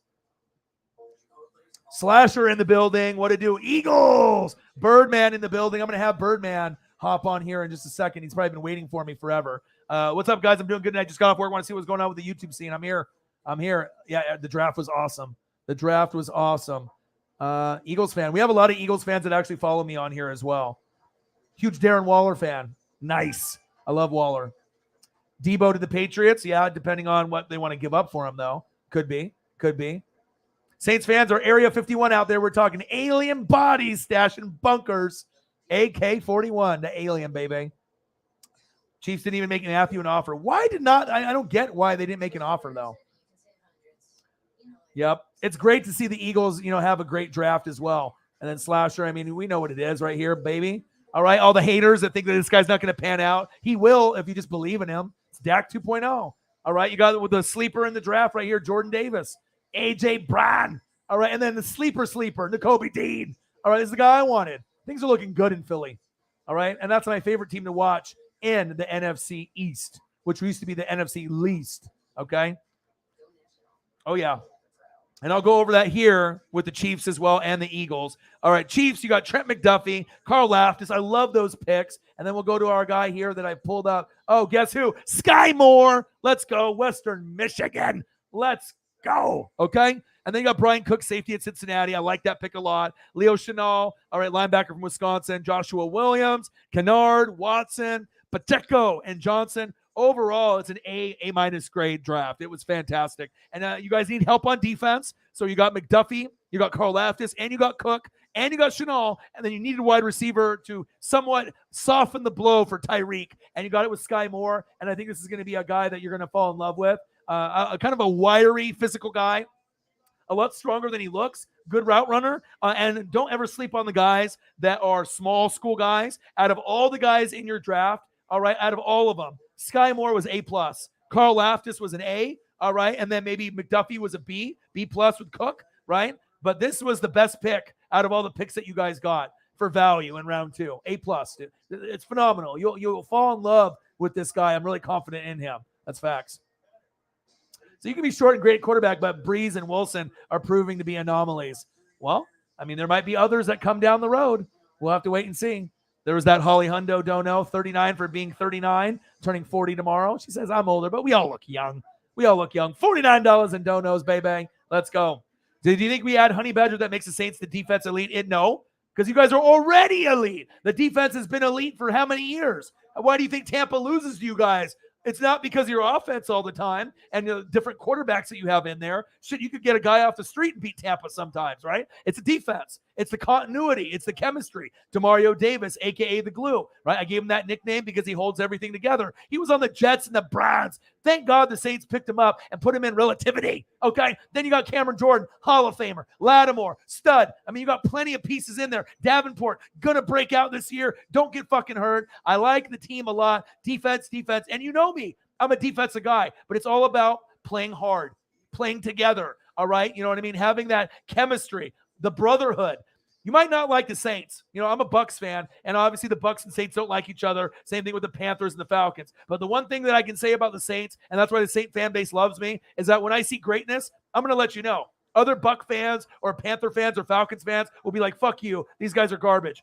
I know Cameron Jordan is great. I know Lattimore is great. I know that certain pieces are awesome. And then you got AK-41, who's probably my favorite running back in the league. Just don't curb stop guys in the elevator with your friends. Don't be an idiot, all right? Jameis is good. Much better from my team to your team.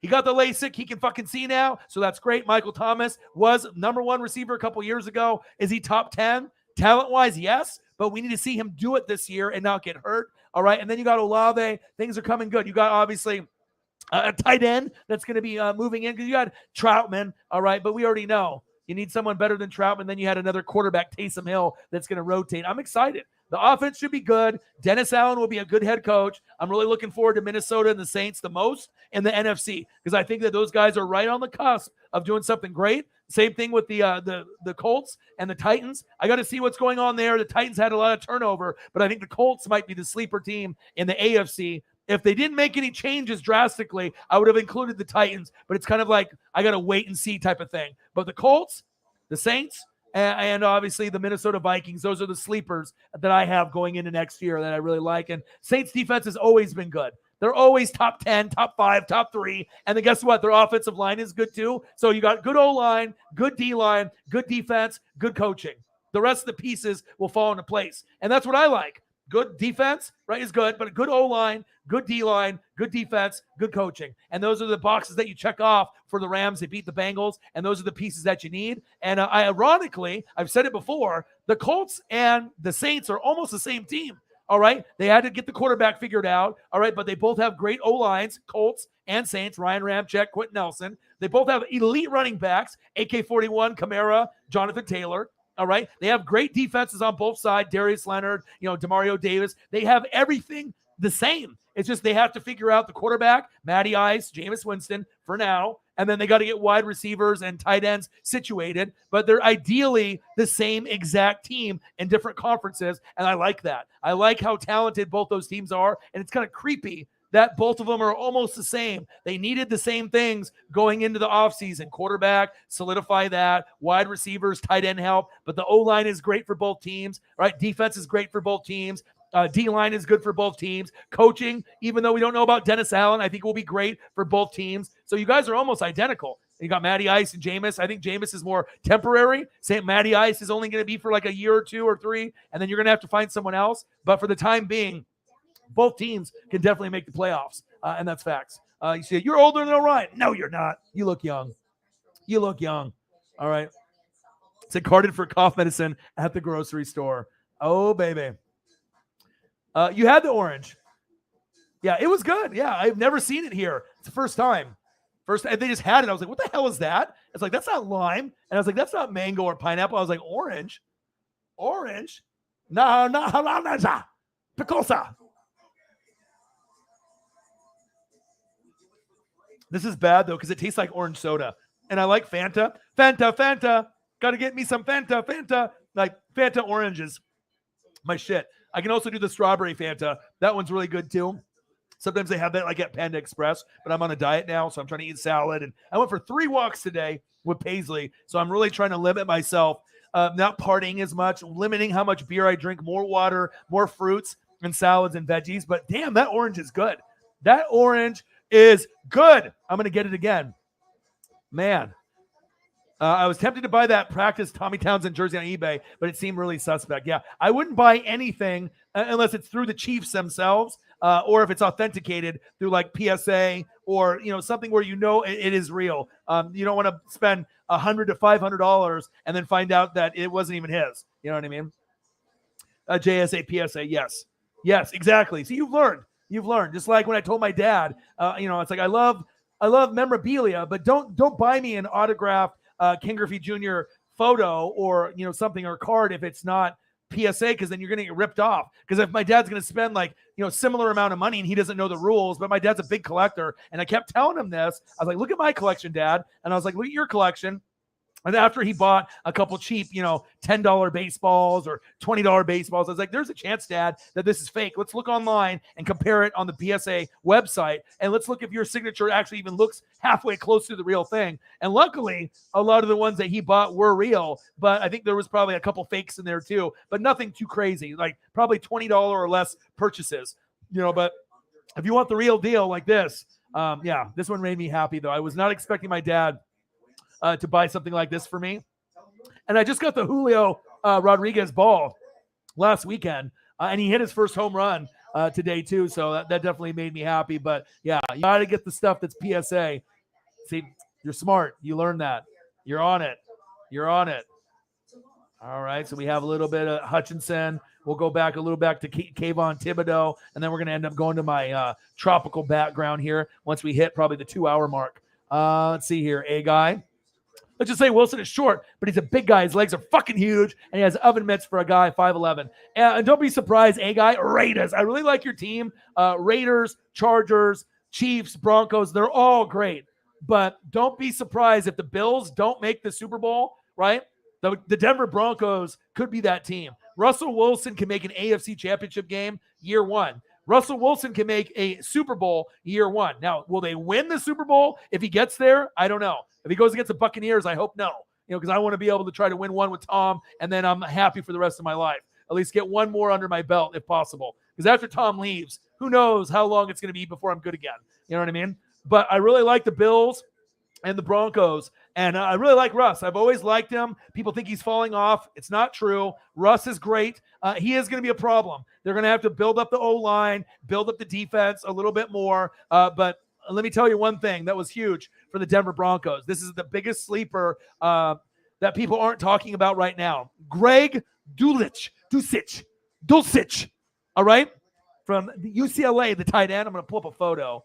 This guy, they had a tight end hole. They lost Noah Fant to Seattle. I'm a Pac-12 guy. This guy is insane.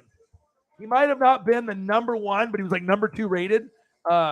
tight end, and this guy can catch. He's athletic. You're going to watch this guy get a shitload of touchdowns from Russell Wilson. I'm telling you, Russell always can find the guy in the red zone. And if you go back and look at Seattle's tight ends, a lot of them are like jobbers or like third stringers. And sometimes those guys will throw up 2 or 3 touchdowns in a game because Russ puts the ball in the right spot. This guy is fucking bananas. Here, let me go and find the file. I just had my screen open up like 10 times too big.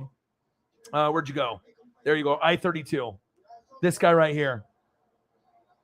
I watched plenty of games of this guy because anyone that plays Oregon, I scout like a motherfucker. I watch everything. Every team in the Pac-12, I'm very, stalkerish, okay?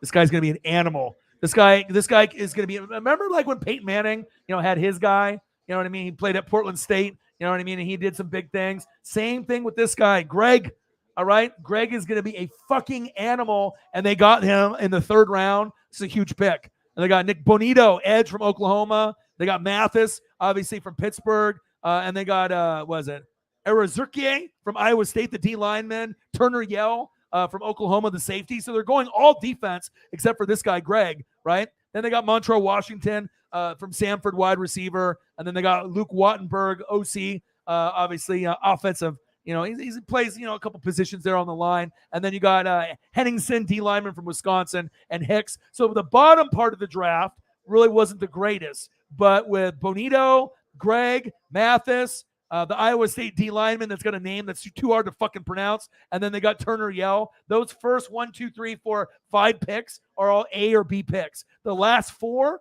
are all like C or D grade. Right? They could have did much better in the 5th, 6th, and 7th round. But for round 2, 3, 4, 4, and 5, especially this guy right here, Greg, this is going to be something else. And I think that they're going to be very, very good. And like I said, we have a long ways to go to training camp and preseason. But I think that the Broncos, if they get to an AFC championship game in the first 2 to 3 years, don't be surprised. If they get to a Super Bowl within the first 2 to 3 years, don't be surprised. And if the Broncos make the Super Bowl year 1 over the Bills, don't be surprised. Russell Wilson is that guy. And this is one thing also that people don't know.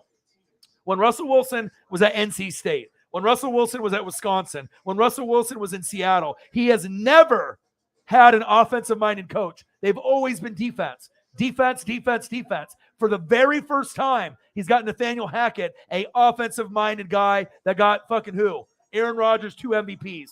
You watch, the Denver Broncos could make the Super Bowl and even possibly win it year 1 with Russell Wilson. And I never would say that unless all those pieces fell into place. And I'm really liking what Denver's doing. Of course, the popular one will be the Buffalo Bills, and they're going to shove that shit down your throat on NFL Network. Yeah, I get it. All right, they're going to be good. All right, but we've said that before. We're going to have to wait and see. So definitely excited to see where it goes. All right, here, 1 second. What the heck is this going on here? All right, we done with that? That was odd. That just came out of nowhere. All right, here we go. I think I'm going to change the background. I feel tropical right now. Where do we want to go here? Do I want to go here? Looks like there's like a naked person back there on that island. I don't know what's going on there. All right, we can go here. It's got a nice vibe, a little nighttime vibe. We're going here. A very laid back, cool vibe. I haven't even taken any gummies yet either. I need to start drinking some more of this beer. Oh, baby. But that's just kind of my 2 cents on Russell Wilson. A lot of people don't like him. I fucking love him. You know what I mean? He's a fucking grinder. Love him, love him, love him. Absolutely. All right, just checking the Cash App real quick. I don't know if Cyberpunk will be in the building. Usually tonight is the night that he like kind of relaxes. And then, he does the graveyard thing from like 6, 7 p.m. to 6 a.m. So we might see him at some point. We might not. We'll have to wait and see. Let me see here.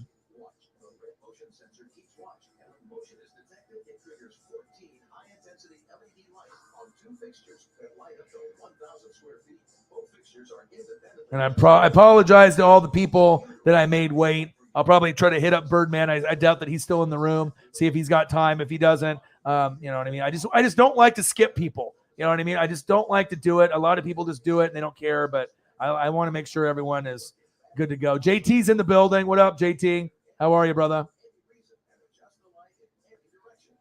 Let me see here. Actually, my 40s have been better than my 30s, to be honest. Timbo Slice says Vikings are nowhere near as good as the Saints, where you obviously don't know football then. Because obviously you have to look at the coaching, look at the personnel. Saints are good, right? But don't be sleeping on the Vikings like they're not that good of a team. Do your research, brother. Do your research. Gummies lead to Mexican pizza talk and other thing. Yes, it does. Yes, it does. Well, if you want to talk about better quarterback, it's not like Jameis Winston's that great. He was pretty good, all right, in the beginning. 5 touchdowns, no picks. And obviously, if you guys didn't get hurt, with the Devin White injury, and obviously pulling him down, all right. But it's not like Jameis Winston's God here, all right? So pump the brakes. Kirk Cousins obviously has some faults, but it's not like Jameis Winston's a top 10 quarterback, and he never, ever will be, okay? So you guys are got the same kind of guy in the same boat, sometimes inconsistent, sometimes good, all right? You're going to be somewhere between 11 and probably 16, but it's not like Jameis Winston's ever going to be like a top 10 quarterback ever. That's facts. Yeah, that's true. That's true. Yeah, he's 48. It's crazy. So I heard this rapper from Miami say, "Don't tamper with my bucks," aka "Don't mess with my money." Tyler Hill, is Derek Carr the best quarterback to be the worst in his division? No, because you got Devontae Adams, you got Hunter Renfrow, you got Darren Waller. Who's to say that the Raiders or Chargers don't win the division? You know what I mean? Everyone that wants to think that the Chiefs and Broncos are at the top, what happens if the Raiders made the playoffs last year and they weren't supposed to? So I like Carr. I've always thought that he was like the 11th best quarterback. I think Carr is better than Cousins and Tannehill and Jameis. I think Carr is going to be a top 10 quarterback next year. And when you get Devontae Adams, all right, you got Hunter Renfrow, you got Darren Waller, you got Josh Jacobs, and you got a new coach, obviously with who? Who's the new head coach? It was from the Patriots, okay? He's going to be able to change things there. Josh McDaniels. So I don't think that Carr is that bad at all. Like I said, Mahomes might be considered 1, 2, or 3. Russell Wilson, maybe 1, 2, or 3. Herbert, somewhere probably between 5 and 9. And then Carr might be sitting at like 11. But this year, I think he'll be in the top 10. So who's to say that the Raiders and Chargers don't end up going to the playoffs and maybe something happens and the Chiefs and the Broncos miss out? I mean, we don't know. I mean, the AFC West is going to be wild. But, I mean, I like to keep it in perspective. I don't like to be biased whatsoever. I just look at greatness and look at talent, call it right down the middle. Fuck all that bias shit. You want to listen to bias stuff, you can go to the TV shows on like NFL Network or on FS1 or ESPN. That's facts. Yep. I like it. Like to have you in here, Tyler. Good to see you, my brother.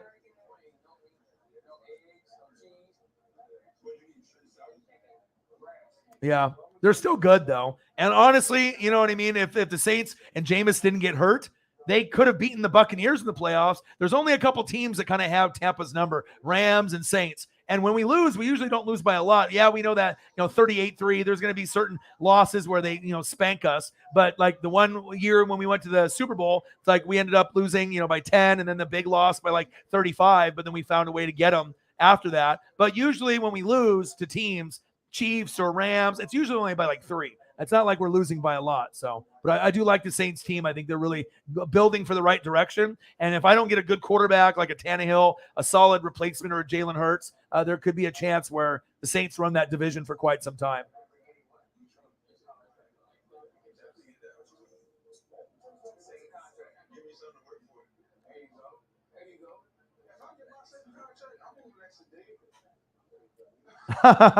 Well, I knew Mariota wasn't going to be that good. You know what I mean? Just because you win the Heisman doesn't mean, just because you win the Heisman doesn't mean you're going to translate over to the next level. That's facts. Loyal Rammy in the building. What to do?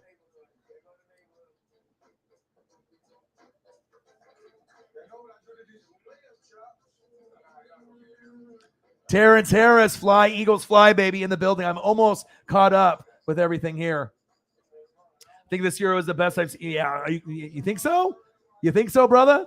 It's all about this, baby, right? And then all about this. My favorite draft pick past number 10. Okay. Oh, did you forget about this? Oh, and then the sleeper of the draft overall, the Kobe D. Oh, baby. Yeah. Eagles are running that division for quite some time. Of course, every once in a while, you'll get the Commandos or the Cowboys doing something, but build around this guy. You got 2 firsts next year. If you want to give up on him and go towards the better quarterbacks, you can. Or if you keep building around him, I think you can do big things. You know what I mean? And there's a lot of people that were critical of Jalen, but he didn't have all the pieces around him. I mean, you guys probably shouldn't even made the playoffs last year, but I like what I'm seeing here. Jordan Davis, I love this. AJ Brown, okay? And Nakobe Dean, even though he didn't get surgery, I like the direction of the team and what he's able to bring. Shout out to the Eagles for having one of the best drafts I've ever seen. Amazing. Chiefs had a great draft. Giants had a pretty good draft. Jets had a pretty good draft. I mean, there was certain teams that were less through the roof. Ravens had a great draft, even though they let Hollywood Brown go. Like, what are they going to do? Like, Lamar needs weapons, right? And, Hollywood Brown averaged 7 touchdowns every year, and it should have been 10 per year. You know what I mean? Because he doesn't fucking go through his progressions. And we were talking with Chief. He was trying to tell me that Lamar is better than Burrow, and it's not happening. Lamar is a top 10 quarterback, but I'll take Allen, Burrow, and Herbert over Dak, Lamar, or, who else? Kyler. I mean, those guys are still pretty good, but I need to see a little bit more. And I think Dak is better personally because I know a lot of people are Cowboy haters, right? And then Patriot haters. But if I had a choice between Dak, Kyler, or Lamar, Kyler and Lamar, they got the swag and their fashion. They're fashionistas. Kyler can do baseball or video games with FaZe. You know what I mean? And obviously Lamar's got the drip and the swag. But bottom line is it's about production and who's getting better year in and year out. And Dak is better than those two, in my opinion. I'd rather have Dak on my team. And that might not be something that you guys believe in because you want to believe into the media bullshit of how great Kyler is or how great Lamar is. But when it comes down to 3rd down and 9, do you really trust Lamar or Kyler on 3rd down and 9 or someone like Dak? And then obviously if it's Dak, he's the better quarterback. He's gotten better and better, obviously from the 20s to the 20s. He's gotten better in the red zone. He's got shitty coaching. McCarthy and Kellen Moore, defense got better. Obviously, thank God for Dan Quinn and Micah Parsons. But I think Dak is very underrated, for a guy that gets picked in the 3rd or 4th round. He doesn't get enough love. And just because he's not as popular as Kyler or Lamar doesn't mean that he's not as good as them, if not better. And he's on the Cowboys. Anybody on the Cowboys is going to get shit on. You're telling me if Kyler was on the Cowboys, he wouldn't get shit on? Or if Lamar was on the Cowboys, he wouldn't get shit on too? So I like to see production and talent and guys getting better. And I just don't see Kyler really getting that much better, and Lamar needs to sit in the pocket. He can win an MVP, but does anyone realistically think that he's going to win a Super Bowl in the next couple of years? Fuck no. They got a good draft, all right, but I don't see it. Defense, they haven't been the same since Marshall Yanda. They can be a good team, a playoff team, but now you got Deshaun Watson on the Browns. Steelers, we'll see what they can do. The Bengals are the best team in that division. I don't really see it. But hopefully for Lamar's sake and Kyler's sake that they get better because I like to watch them, but I just think other guys are better. Fanta is the fucking bomb. Yes, it is. There we go. Bang! Holly Hundo with a $10 dono, probably from 3 hours ago because it takes me so long to get caught up. Yes, the orange and strawberry are very good. $59. Strawberry is very good, especially if it's icy. Very good. Like, how we had the Wendy's strawberry lemonade? Get strawberry Fanta sometime, but it has to be ice cold. It is very, very good. Very, very good. Matt Payton from Hawaii in the building. What to do? Loyal Rami in the building. What to do? Yeah. But the thing is, like I said, with the Broncos, you got Nathaniel Hackett. He's one of the better offensive minds. Even though the draft overall was maybe like a B-, B-. Bonito's solid. I like Greg at tight end. Dulcich. I like a lot of the pieces that they got. Mathis, A. A lot of the pieces that they got in the first 5 or 6 picks were all A or B grade. They were very nice. They went defense and they got the stud tight end. And like I said, when Russell has that check down guy, they're going to be very, very dangerous. And like I said, I wouldn't be shocked one bit if the Bills or the Broncos make it, to the AFC Championship game and obviously this year. And you never know. Maybe Broncos could even overachieve and make the Super Bowl year 1, or it could be a team maybe like the Chargers. We don't really know. The Chargers could be the Broncos of last year. We just have to kind of see how things play out. But coaching is everything. So for everyone that thinks the Vikings suck or they're not going to be good, they don't have fucking Zimmer anymore. So you Saints fans that think that you're so much better than the Vikings, we'll see. We'll see. Because you guys said that last time. And the last time I checked, you guys got your ass kicked twice by them in the Minneapolis Miracle and obviously in that other playoff game as well. So yeah, you might be good, but you got to be able to be mentally strong and not worry about the past and bitch about the refs and all complaining about all the bullshit that happened. You know what I mean? Because there's no way in hell that you have the best record in the regular season 4 or 5 years in a row and you have nothing to show for it. That's facts. Mic drop right there. Okay? Saints, you're good. All right? But to act like you're so much better than the Vikings, you'll see with Kevin O'Connell. He's kind of like a Kyle Shanahan and a Sean McVay. And it might take a couple years to get there, but don't be shocked if they beat the Packers in the NFC North sooner than later. I'm telling you, the guy is a genius. And obviously I do more breakdowns and film than most people. You know, if you just want to be a homer as a Saint fan, like, oh, we're so good, we're so great, that's fine. But I do research on all 32 teams, not just the Saints, okay? That's facts. Yeah, I need to bring him on. I know I need to. Let me see if I can message him. I went way too long. Let me see if I can see if he's even available. He might not have time, or maybe I'll bring him on tomorrow. Let's see.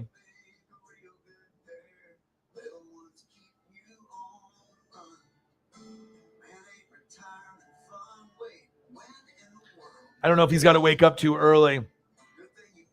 But like I said, I like to try to go through everything, because if I talk to Birdman, then maybe, I messaged him right now. We'll see if I don't think he's still in the room or not, but I just messaged and we'll see if he can come in. But he went to the NFL draft, and my boy JD, who's a Raiders fan, he ended up going to the draft as well, and I was talking to him. So I wanted to have Birdman come on because he did his own thing. But if he is too busy, or I was, like I said, I never try to leave people hanging and stuff, but like I want to make sure I get everyone in the chat. And then once I start talking to Birdman, 9:25, Birdman says, you got 20 minutes. All right, that was at 9:25. Birdman, are you available? Birdman, are you there? Birdman, are you there? Okay. All right, I'm going to invite you on. I'm dropping the link. All right, cool. We get to bring Birdman on, and I'm excited. He got on TV. I saw him a couple times, so that's awesome. So we'll bring Birdman on since he only has a little bit of time, and then it looks like I got pretty much caught up with all the comments here. So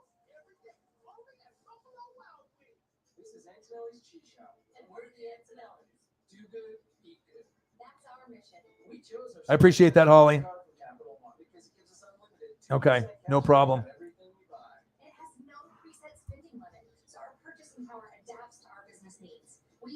Thank you for doing that.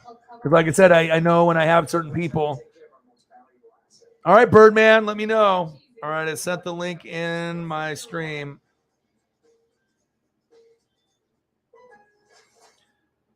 And we'll have Birdman come on for a little bit, and I'll leave the counterfeiter. I got to do some emails. Yeah. Well, he was on TV. He was there for a couple days. My boy JD was there. He's a Raiders fan. He was down there too, because I was like, where you at? He's like, I'm in Vegas. And I was like, bro, are you at the draft? He's like, yeah. I'm like, oh, man. That's crazy. Yeah, AFC West is going to be lit, dude. For sure.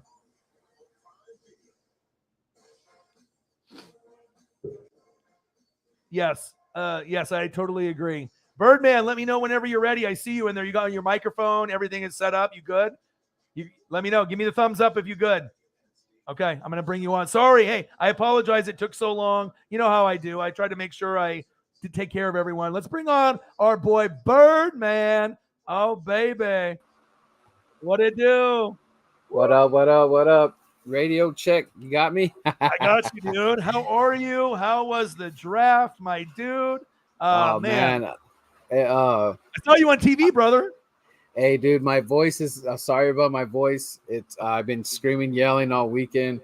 But dude, I'm the Birdman. So many blessings. I met so many fans, bro. I'm so excited. I have like the TikTok realm. We hooked up, for all the TikTokers that know me, and then just fans, pure NFL fans. That was my first time introducing the new mask. I upgraded the poncho with the new patches. I saw. And Yeah, dude, it was so awesome because I got those patches Wednesday, and we put them on like Wednesday night, literally the Nice. day before, and the cameraman just happened to zoom on the West Coasting Birds patch, and it was so awesome. So the guy that actually did it, I can't wait to show him that it was his work was showcased, and but I got. I mean, there was a little bit of haters or whatever, but for the most part, Of course you're gonna get haters, bro. You're an Eagles fan. There's people are gonna be jealous of you guys. And the funny thing is, you guys knocked it fucking out of the park, a grand slam. That was the best Eagles draft, maybe yeah, all time. With everything that happened with AJ Brown and then N'Kobe Dean, like literally that might have been the best Eagles draft I've ever seen. yeah, bro. It was like super. I almost gotta like. I'm still trying to understand what just happened, dude. Like, Right? just like, it's just exciting that when you bring in a player like that first, because I thought Howie was just being content and didn't really want to. He wanted to kind of wait and see if Jalen could maybe do something with what he had. But the fact that he did this it just means a lot to the Eagle fans, and we're super excited. Now, no, we're not gonna go and say, "Oh, SB and this and that," but what we are set up for is to have a really nice season, a really fun season, and if it goes really really well, we might get closer to like a divisional round, Right. But Step by step. overall, we're gonna have some nice games. Like I think when the Philly's gonna play a team, and you're not a fan, I think you're going to be a little excited.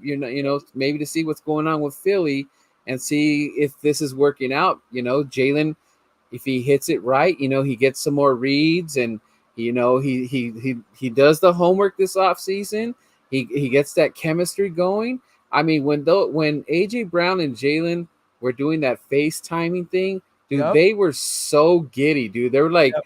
Like little, like, you're playing basketball in high school, and like it's your best friend, and he's actually going to be on your team, and you already know what he does well, he knows what you do well, and you guys are just old buddies, and you're like, yes, we're going to win this game.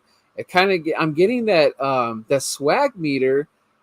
It went up in Philly, man, and I'm super excited. The fans are so stoked.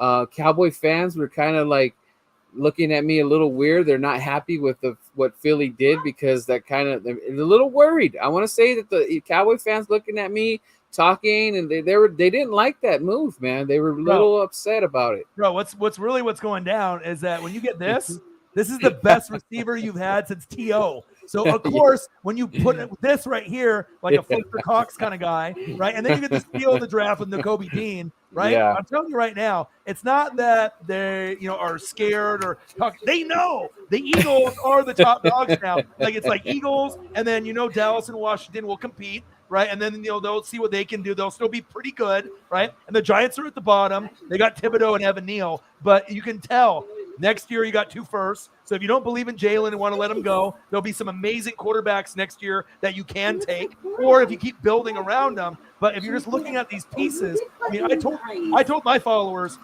this piece right here, this was my favorite piece of the draft. Yeah, I mean? bro, and I totally wanted to get him, dude. I just I don't know. There's Jordan something Davis, about baby. this man. There's just something about that man. Like I just I had that feeling with Jordan Mailata before he became the guy. Wow. That's what I'm talking about right there. For you, brother. Wow. Appreciate you, brother. Shout There out. we go. That's Holly Hundo, awesome. what a 20. Look at this one right here. Birdman over EDP. Well, of course we know that. EDP, he was an Eagle guy, but we already know his backstory. But, bro, I mean, you got A.J. Brown. That takes you guys on a whole nother level. You already got Devontae Smith. You got Goddard, who's top 6 tight end. All right, so you got that. Jalen Hurts might be a top 20 quarterback, but with these weapons, he could turn into a top 12, 13, 14 quarterback and keep getting better. Offensive line, defense, everything is falling into place. And guess what? Everyone's going to be hating because they see how good you guys are getting. You know what I mean? So I'm excited for you guys. I want to get an AJ Brown jersey. I'm just that excited. Oh, I bet.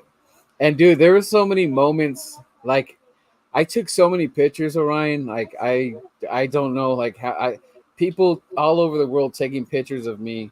Yeah. And cameramen were just grabbing me to the side.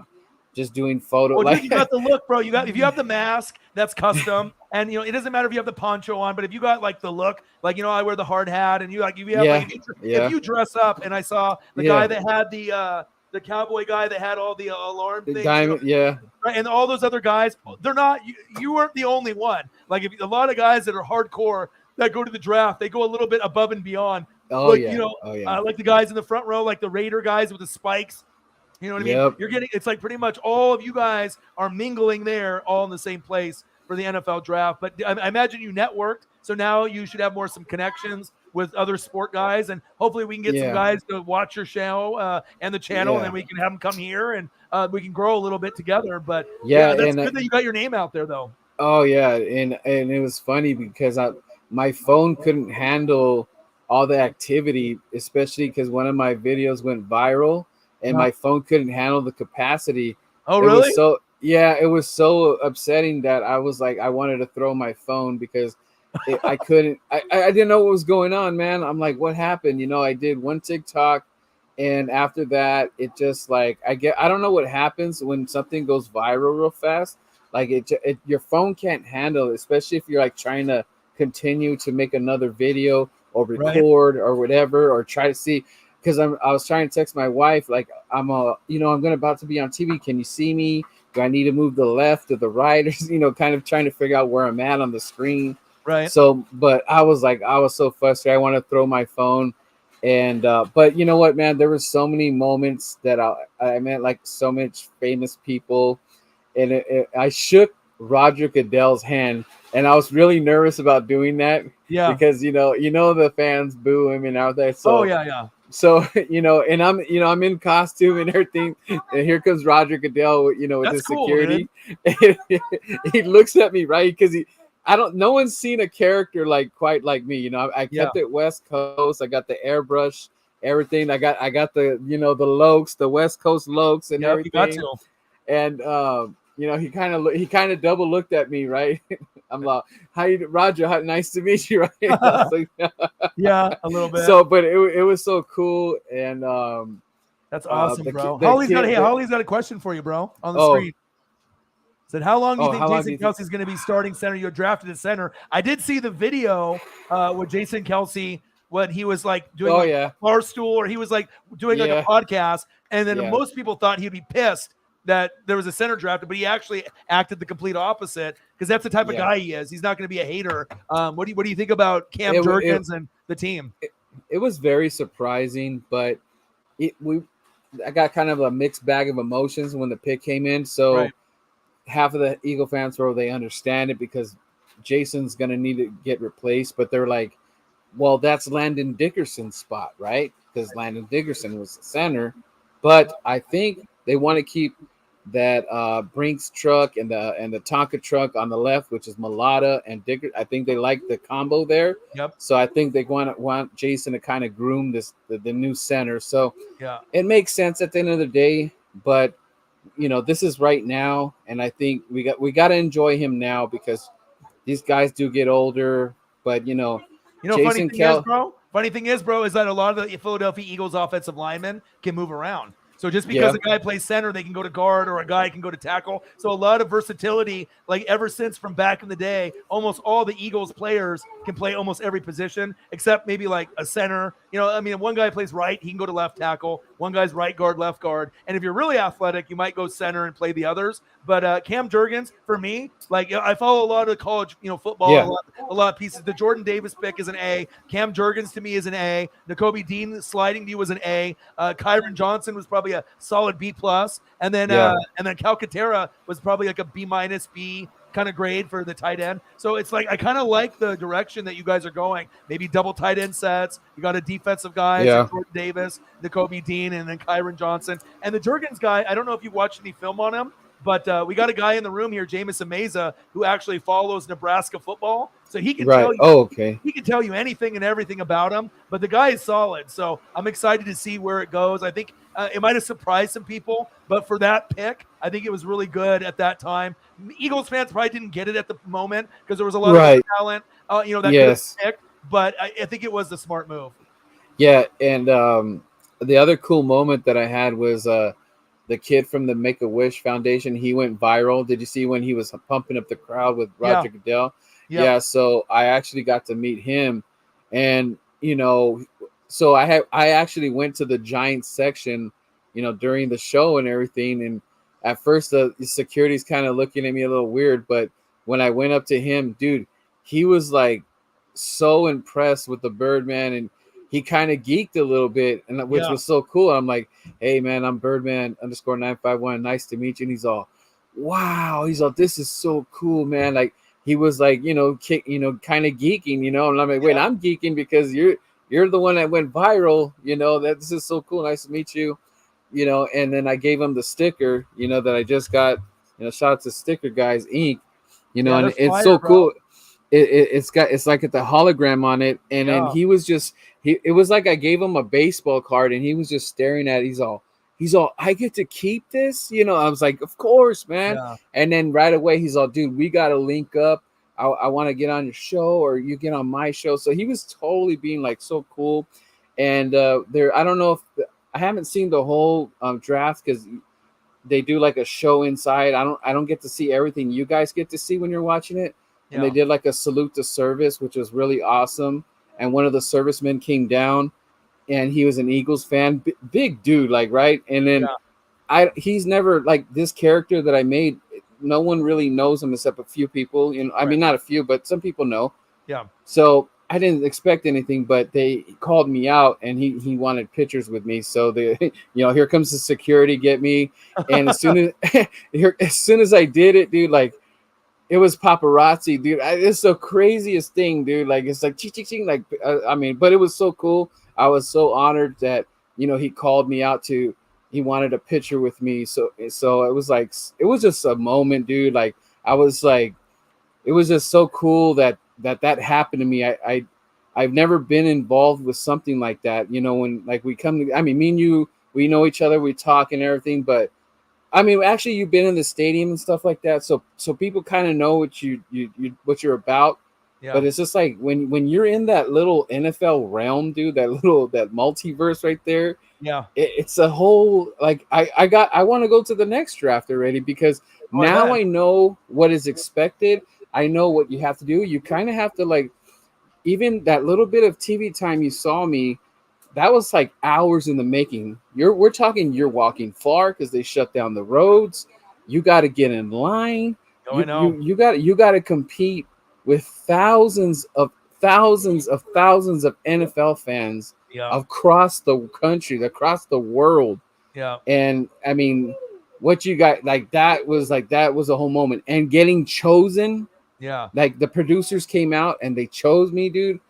Yeah. And I thought maybe they're going to put me in the way back. Is, you know what? The thing is about you is that not only are you a good person and you're a cool dude, if you got the swag and you got the drip, you know what I mean? And then you got the look, of course they're going to want you. It's like when I go to the Ducks games, I got green apple top to bottom. I got the chains, I got the gloves. They want pictures with the people that are the most hardcore. So it's like, when you're well known, like when I go to Eugene, everyone knows me down there. What I mean? I'm the guy with the chains and the gloves. Right.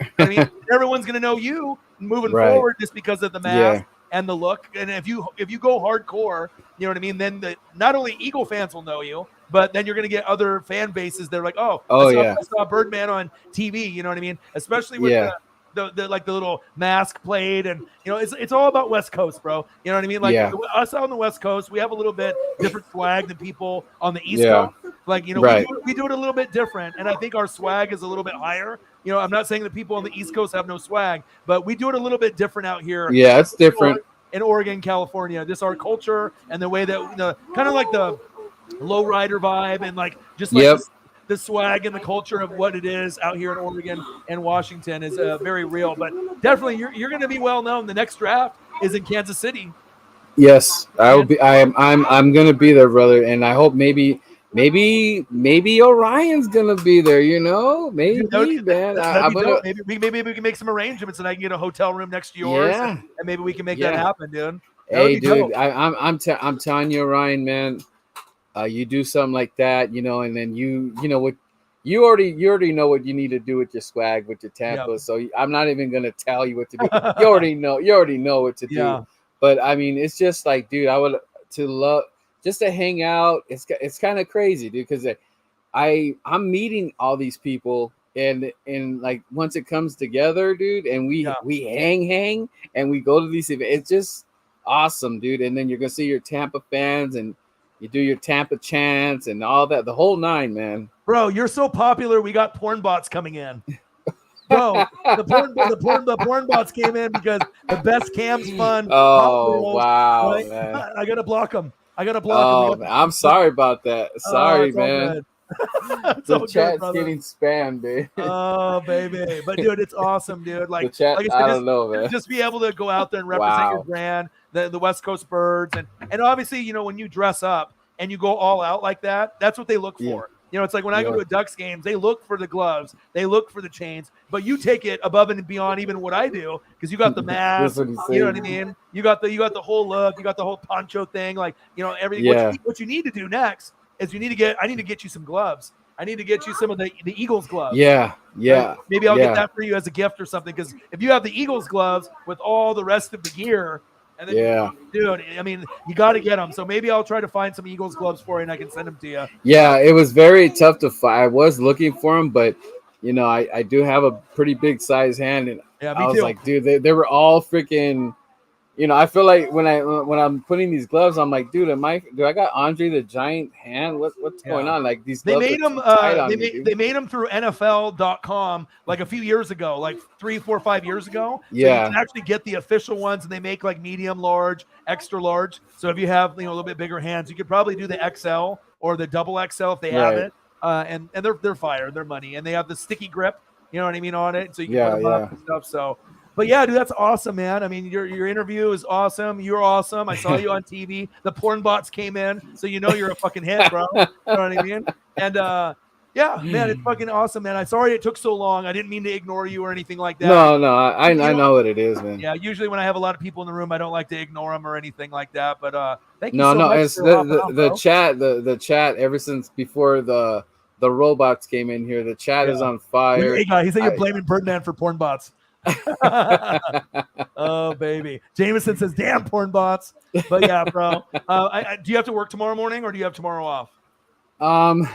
They kind of on-called me, so I can't stay up too late because just in case. I was gonna say, if you need to go, get some rest. You've been going through the whole NFL draft process. You can always go and come back tomorrow if you want to come. My birthday's tomorrow. So we're doing the 40. I'm turning 40 tomorrow, so we're doing the birthday bash tomorrow. Oh, okay. I got to make an appearance. Yeah, so you got to make an appearance, and I'll have you hop on, and you can, you know, say what's up to some of the people that maybe didn't see it, and you can kind of go over some of your experiences and whatnot. So I'm probably gonna go back into the chat now. So I'll give you some time to rest. Come back tomorrow. Brother. Come back tomorrow night. I'll message you, and then just let me know, man.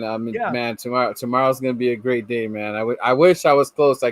I'd be getting. I'll be ordering that beer for you right there and your gummies. Oh, he's already got it right there. I got the Modelo. This is a different one though. This is an orange one, bro.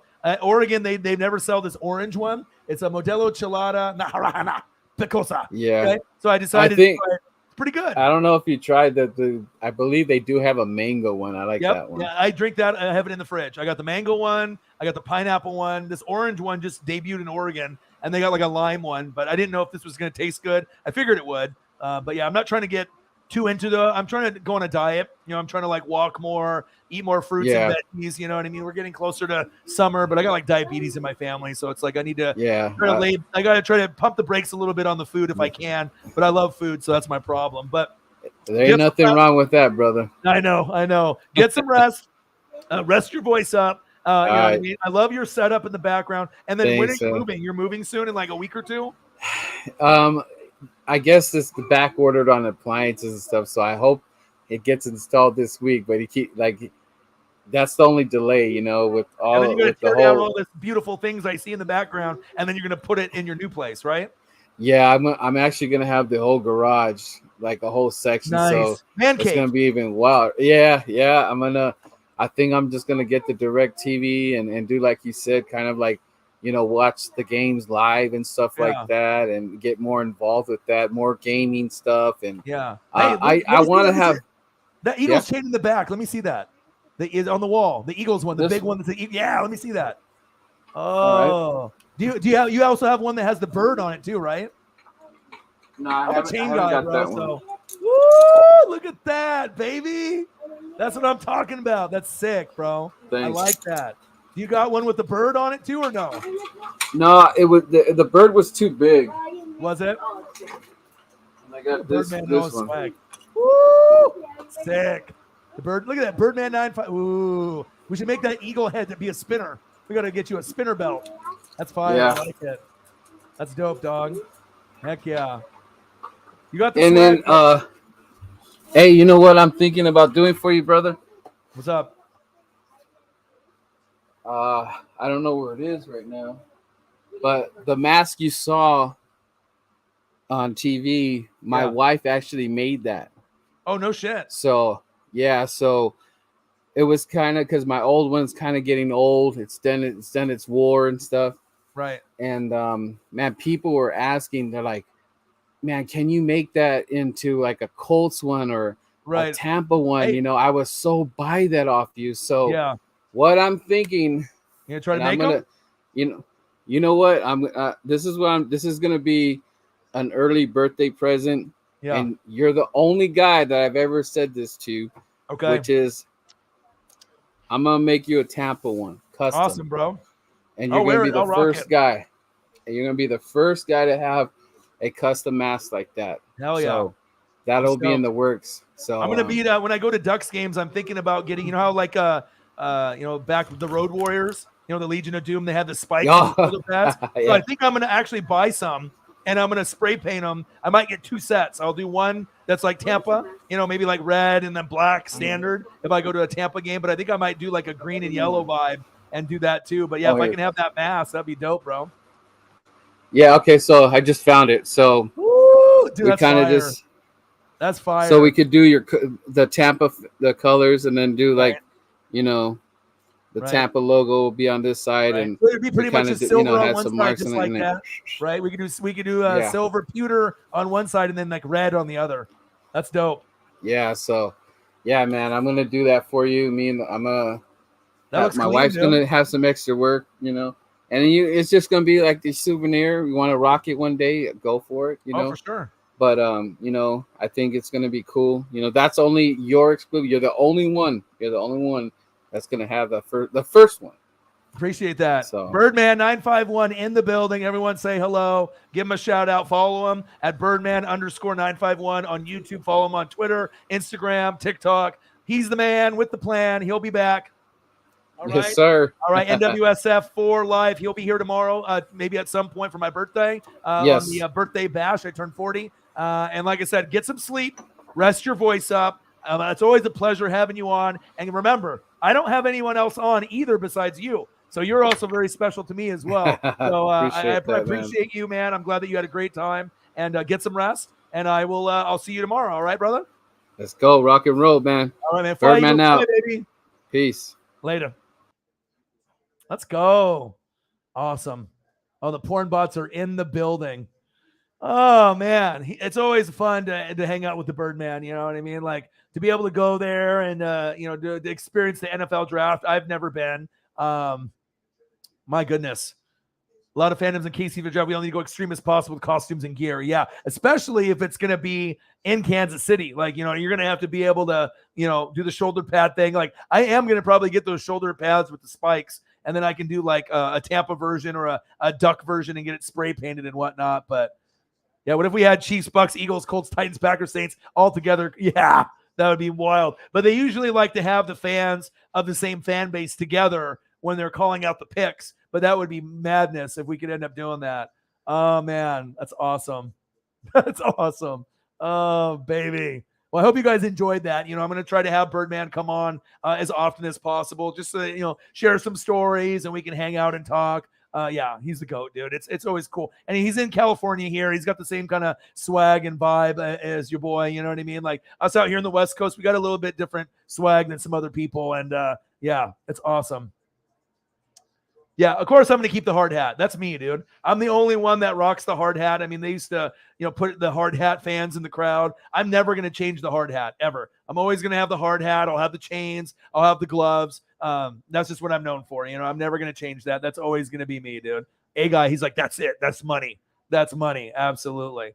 Well, shit, man. I appreciate you guys very, very much, man. What an amazing night so far. Birthday is tomorrow. Got a great King Griffey Jr. gift early on. Skye Moore. Giannis, I saw you today. Olave, I see you what you do with the Saints, baby. Alec Pierce. Oh, baby. Bearcats. I see you, Colts. Eagles. What a fucking draft. AJ Brown. Are you kidding me? I mean, and Nakobe Dean. My goodness. It's going to be fun. It's going to be fun. My boy, Herbert. Let's go. Yeah, so now at this point, I mean, I've already been streaming for 2 hours and 19 minutes. I don't know what we're sitting at here. Let me check to see if what do we at on the donos right now? I don't expect Cyberpunk to be in tonight, but you never know. You know, maybe most of the time he sleeps. He's getting ready for tomorrow, but you never know. He might be in the room, but we'll see. What are we sitting at? Sarah's still in the building. So at this point, I mean, we can always go down this route, Holly. Holly likes this. She's like, are we going to go into this talk? Is it time to go here? It might be a little early for that. You know, usually we go and we do other things. You know, depends on how many gummies I have. Depends on where we go. Show-wise, TV-wise, Game of Thrones-wise. Not this, but this. And then Ozark is coming. I can't wait. They're promoting it now, so I'm ready. Mayans was fucking amazing. Man, I wish I could have a draft like this every year. But yeah, life is good. Life is good. My boy Julio had a home run today. First one of his career. He had to trade a couple kids for a bat and a ball that he autographed. Very cool. First blast went 450. So it's just nice to be able to see my guy. He's not going to get called down. He's money. So hopefully I end up getting my jersey sooner than later. But then I know my mailbox at my place, they're going to do new ones. So we're not going to get any mail for like 2 weeks. So I don't know if my boy Lenny D sent me that WrestleMania shirt.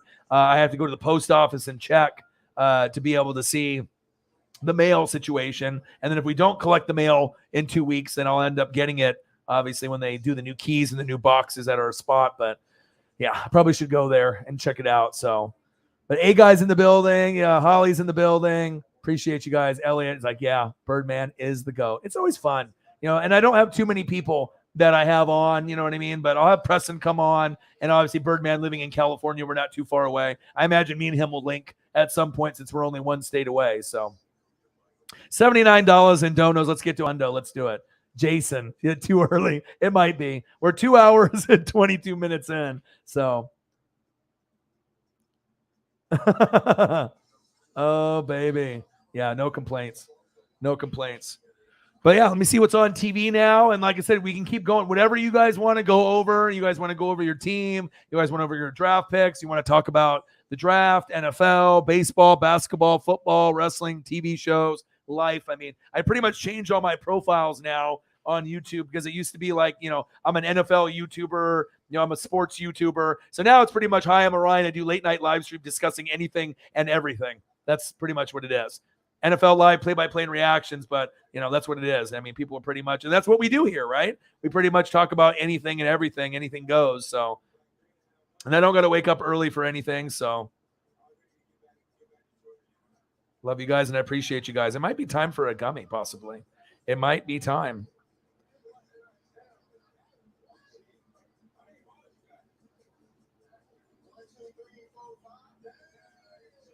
And I think all the games are kind of over at this point. So, yes, 6'5", 250. Tampa Bay Buccaneers. We can go over kind of my picks here. So I think my draft overall from you know what's kind of funny? A lot of Tampa Bay Buccaneer fans are annoying as shit. Like when I go to these like team, hold on. And I think it goes for any fan base. You know what I mean? Like, you know, when you go over like the draft stuff, right? And then everyone thinks they're a fucking expert. It's like, bro, you're not a scout. You're sitting on the couch. You're a fucking keyboard warrior. You're not an expert, right? You know what I'm saying? Like, you're not in the organization. You're not watching hundreds of hours of tape or film. And then just because, you know, if they don't know the names of the guys, oh, the draft was a fucking F. Like, it's just annoying. Like, I have this one group that I'm on. I think it's for Twitter. I don't know if I'm going to stay in it or not. And I've had to back out of Oregon Duck fan groups too, because like sometimes like they can be toxic, and I don't like being around people that are toxic and shit. You know what I mean? Especially if they don't have any backing to what they're saying. You know what I mean? But the Logan Hall D tackle pick from Houston, I like that. Let's throw up a photo. I know a lot of y'all don't even know a lot of these guys that were picked by Tampa Bay, but I'll just go over my team a little bit, give you guys my 2 cents, and I'll tell you who I think I like the best. Let me see here. And obviously, we know Ndamukong Suh's 35. He's getting older. We don't know if Gronk is coming back either. I'm hoping so. But, I mean, you got to make sure you look after your team, and you can't just, hope and pray that you're going to get a guy. Like the Saints didn't pick a safety. Like you probably should have picked one. Like you're banking that Honey Badger is going to go there, and he still might. But if I needed safety, I'm not going to not pick one. Like who the fuck does that? You know what I mean? But, everyone has their own prerogative on how they want to handle things. So let me see here. IZ. Let me see if I can find this file. That might be an L. Is that an L? That might be an L. I's and L's look very similar on here. All right, where are you at? LZ, right here. All right, so this is my first guy right here. So this is Logan Hall. He's a D tackle from Houston. He's nice. You know what I mean? He's physical. Like I said, I would give this definitely like an A- grade. I think he can end up filling the role. He can him Vita Vea, and then we'll see JPP, Shaq Barrett, Devin White, Levante David, and we'll see what we end up getting with some of the other pieces. But Luke Gadecki. All right, some people think it might have been like a C draft pick in the second round. Central Michigan, okay? This guy, I've seen an interview on him. He says that he turns into a different player when he gets on the football field. This guy is perfect for Tampa Bay. Luke Gadecki, this guy is going to be a monster. Goedeke. And I'll go over, see if I can find a good thing of him here. But he likes to impose his will on people on the D line. I fucking love that. He's got a really good attitude. Wants to be a grinder, and he works really hard. But this Luke Gadecki kid might be my favorite because he's an offensive lineman. And you guys know how much I love offensive linemen and defensive players. But when I saw the interview of this kid, I was like, oh, this guy's going to be perfect for fucking Tampa Bay. Luke Gadecki, offensive lineman from Central Michigan. Let's bring up a photo of him. And I like the guys that are the Chippewas, okay? Some of the guys that are from like smaller schools and whatnot, okay? But let me pull this up here. And let's see. I'm going to bring it up. I just got to find it right here. Oh, and I like that we ended up picking a punter too. And all these motherfuckers are all complaining. Jake Camarada, we got the Georgia, right? You got to have a good punter and kicker. And like, just because like the punt god went a couple picks before, I like the pick. Just because, a fucking punter, like you don't know shit. You've never watched the guy. You have no idea of how good he is. It's just kind of funny when I see some of these guys that think they know football. It's like, dude, there's a reason why that we're trying to shore up. And obviously if Pinion wasn't very good as a punter, you got to upgrade. Maybe people could go for a punter in the 7th round, or maybe someone that's, undrafted. But sometimes if you're the best punter in college football, or you're top 2, sometimes you got to get a guy in the 4th to 7th round. And sometimes you get a kicker, in the 2nd to 5th round. It's just what happens. So with our lineup, we're going to have Tristan Wirfs, right? Shaq Mason from the Patriots, Ryan Jensen, who's a top 3 center in the league, right? And we got Luke Gadecki, and then we're going to have Donovan Smith. That is a fire O-line, all right? Wirfs, Mason, Jensen, Gadecki, and Smith. That's pretty fucking nice. I like it. And then we ended up getting Rachaad White. Obviously, he's a nice kind of athletic fucking running back. Cade Otton from Washington. So we got a lot of guys we got Rachaad White was Arizona State. He's a running back. And then Cade Otton is a tight end from Washington. So we got some Pac-12 guys. But let's bring up the punter, because, me and Holly like special teams and defense and O-line.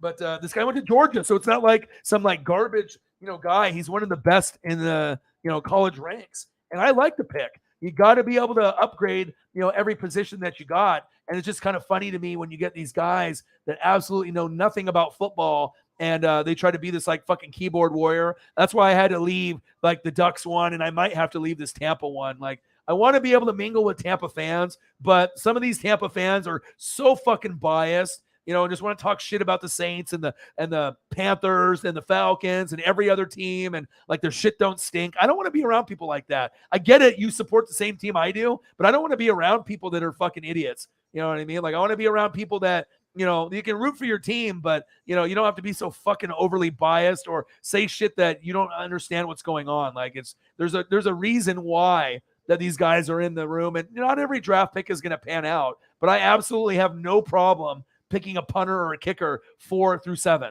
You know what I mean? I really don't. I mean, if that's a position that you want to be able to upgrade and it's one of the top 2 or top 3, why not, pull the trigger and go for a guy that might be our guy for the next 5 to 10 years. I have no problem. But then hearing all these motherfuckers like just talk all this shit, it got so annoying. I'm like, my God.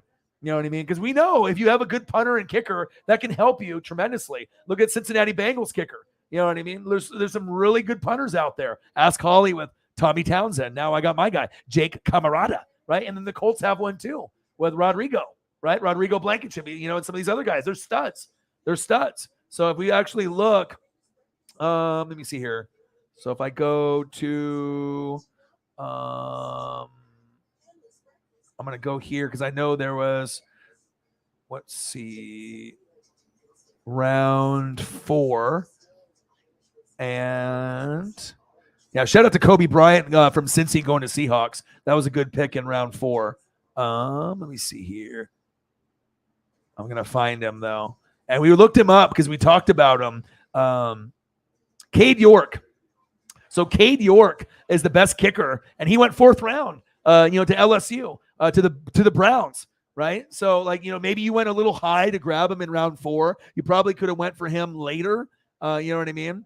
But he is the premier kicker. You know what I mean? You know what I'm saying? He's a specialist. He's one of the best. And if you can end up getting your extra points done and making field goals, a lot of games are decided by 7 points or less. Sometimes games are decided by 3 or less. So I don't have any problem with that, but some people do. But the number 1 punter, or one of the number 1s, was Jordan Stout. And I think the Ravens had 8 4th rounders or something crazy. You know what I mean? They had some ridiculous amount, like 6 to 8 picks in the round, right? And they went Jordan Stout at round 4, pick 130, and he's one of the best punters. And it can be Justin Tucker insurance, even though we know he does the kicking and whatnot. But then he got picked, and then Camarada went 1, 2, 3 picks later in round 4.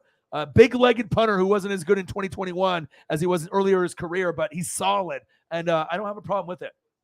I don't have a problem with it whatsoever. So, sometimes you got to go for guys. Of course, it would be great.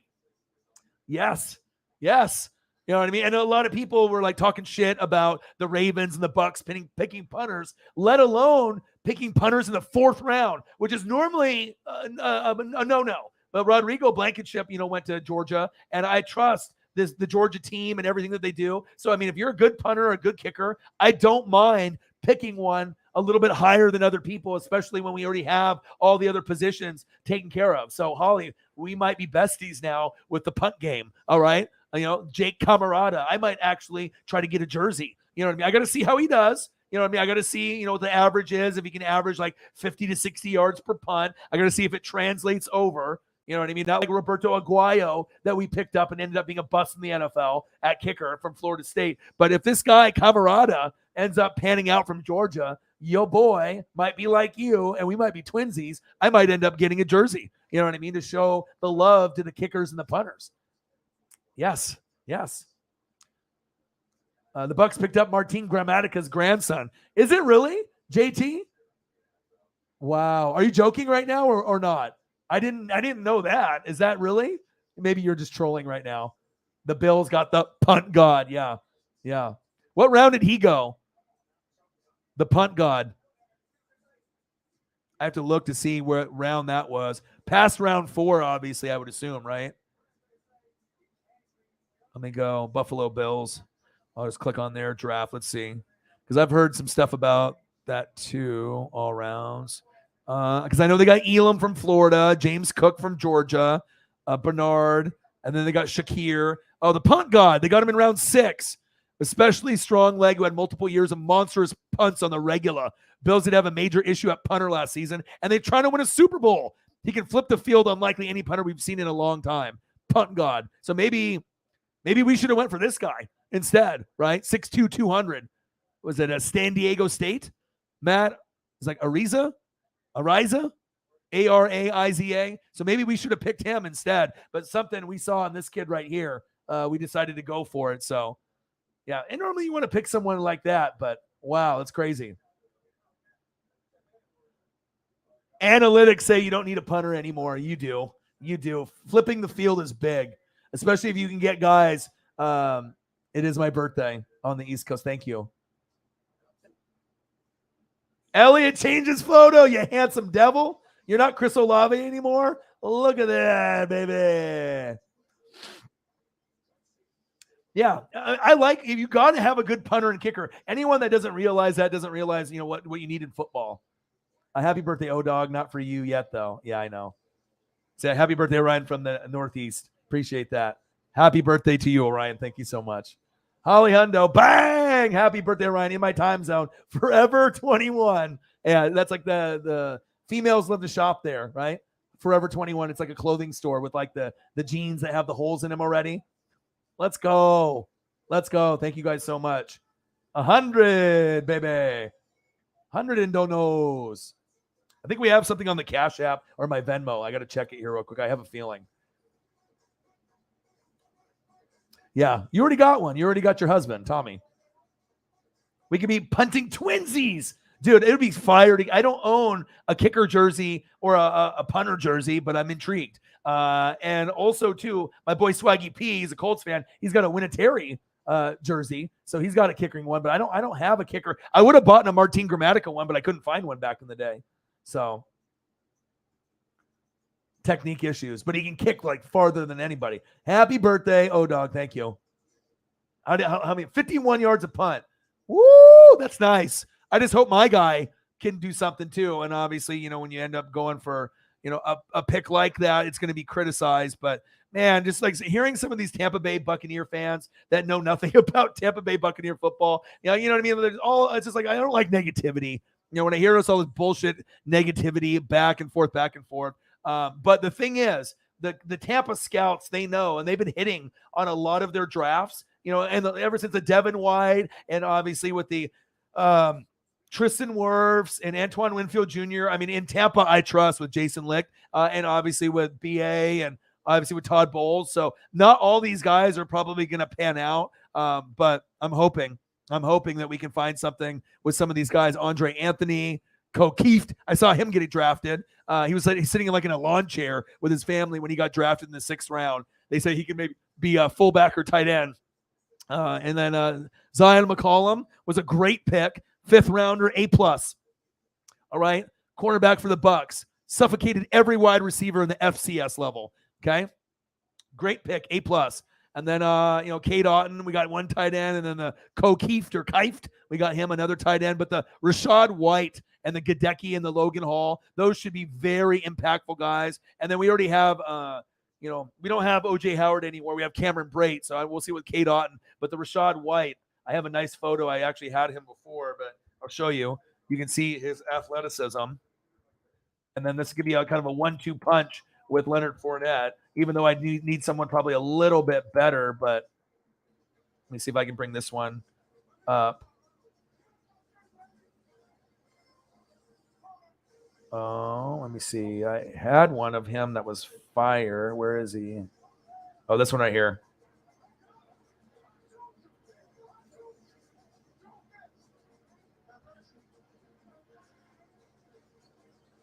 Let's bring this one up. Can I bring it up? Will it work? There it is. Colorado State versus Arizona State.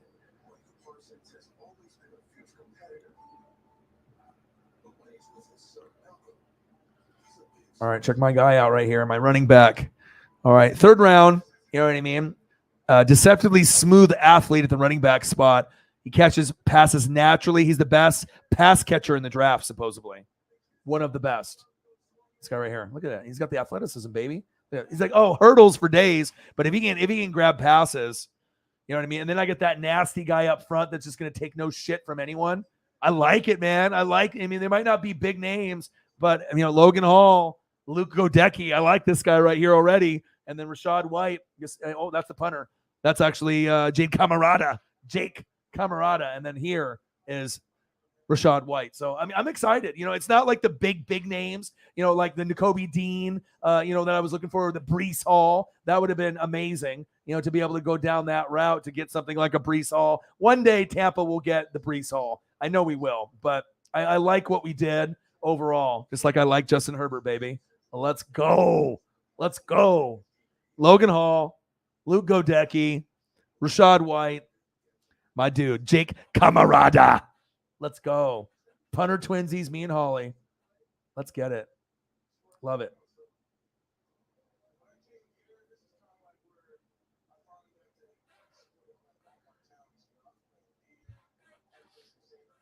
Oh, look at this. Let's check the Venmo and the YouTube. Let's check the donos. I have a feeling we have some donos in here. I have a feeling. Let's check the Venmo. Let's check the Venmo. Not now. Okay. Let's check the Facebook. You never know on the Facebook app. Sometimes you get stuff. Okay. Oh, my. An anonymous dono. Island Boy, $169. Are you kidding me? Man, someone loves me for my birthday today. Thank you. Island Boy. Wow. My goodness.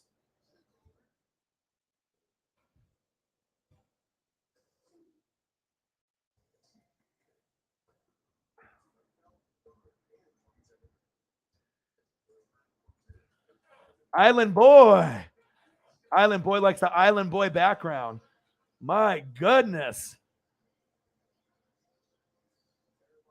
Bang, bang, bang. Island Boy. And it's not, we already know. Island Boys. I appreciate you, man. $169 on the Cash App. Bang, bang, bang, baby.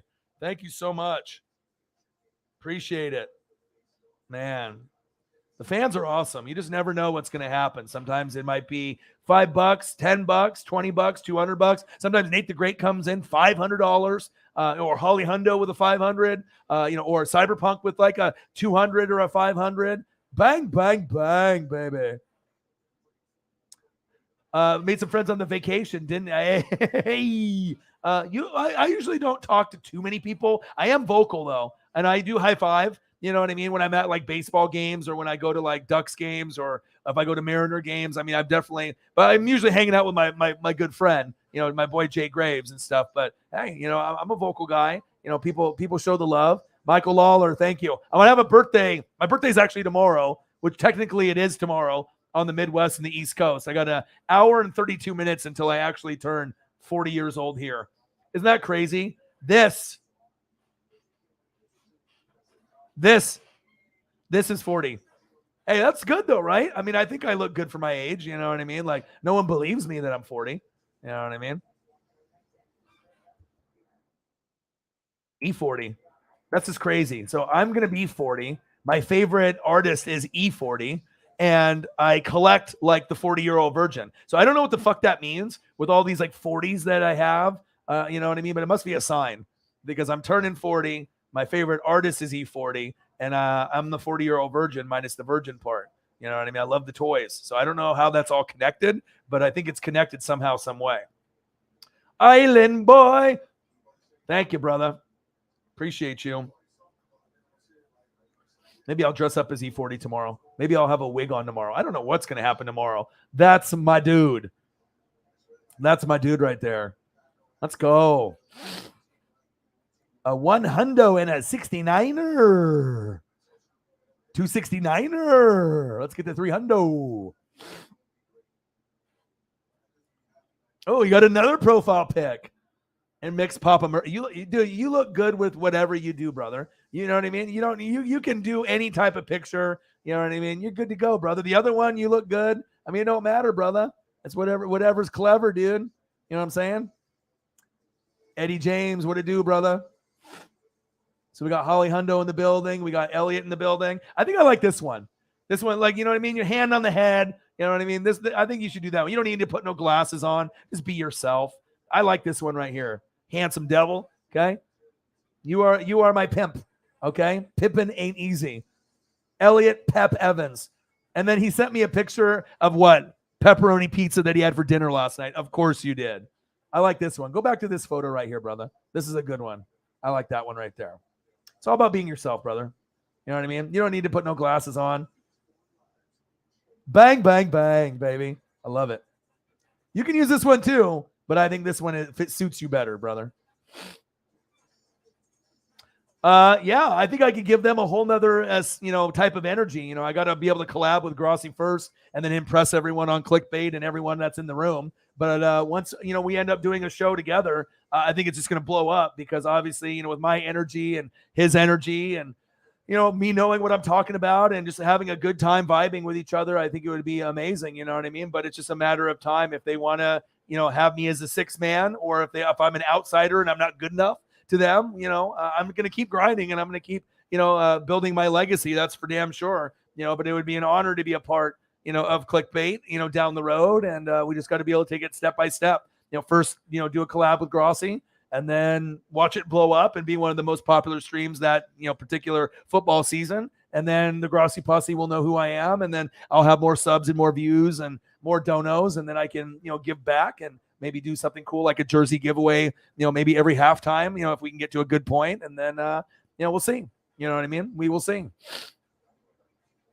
But I appreciate that. You know what I mean? Because like I said, I think I am the most underrated YouTuber that's out there just because I don't have 50,000 subs or 100,000. My content and, what I bring to the table is like I have 100 or 200,000 subs. Just because the number says I'm at 20, it doesn't mean that I'm going to give you shit, content. I mean, just to even get to 20 is a pretty big accomplishment. There's a lot of YouTubers out there that never even hit the numbers ever that I'm hitting now. So I just need to keep, patient and just keep grinding. And then hopefully YouTube will stop hating. And if I get some brand new subs to come, then they will be able to get the notifications. And then we can actually start fucking growing this channel because with all the subs that are on now that we're not growing.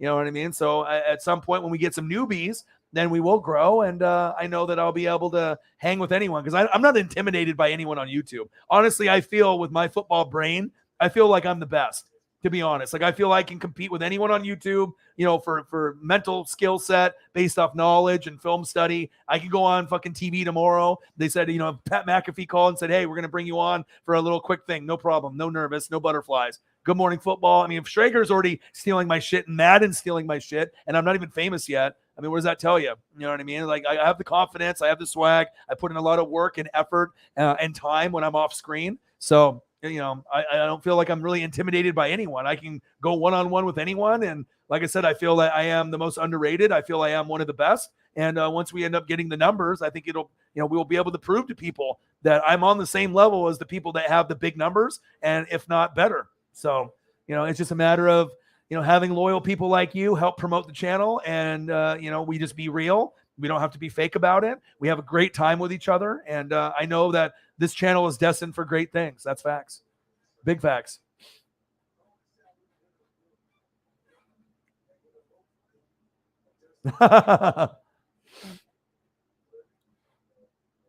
E40 and Sugar Tea.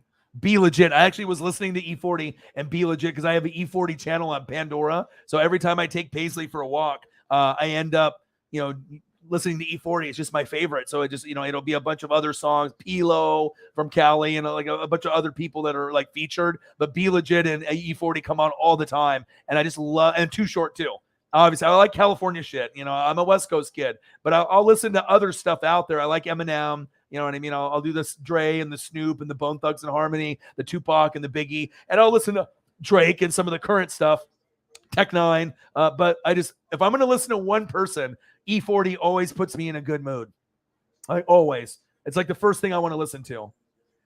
You put in the work, Orion, that can't be denied, right? And I'm streaming for like 4, 5, 6, 7, 8 hours. I don't see anyone else doing that. You know what I mean? Like, so I know that my time is coming, but I'm really blessed to have you guys in my corner. Like when I was talking to my dad and my stepmom, they're like almost in shock. They're like, you have less than 20 people in the room and they support you like that? I'm like, yeah. I was like, I used to have like maybe one goat, like Odin's son, but now I have like probably about 15 people at any given moment could throw up a dono, and we don't know how big it'll be or if they dono more than once or, $20 or 50 or 500. And But they know how much hard work and time and effort to a certain degree, but I don't think they don't watch my shit regularly. So I don't think they really understand what I do with like the photos and, who I am on screen, which is the same off screen, but they kind of get it, but they're proud, you know what I mean? And it feels good. You know what I mean? I'm going to see my mom tomorrow. We're going to have lunch. And then I might hang out with Swaggy P. We're going to go to the card shop and I can try to find some cool merch,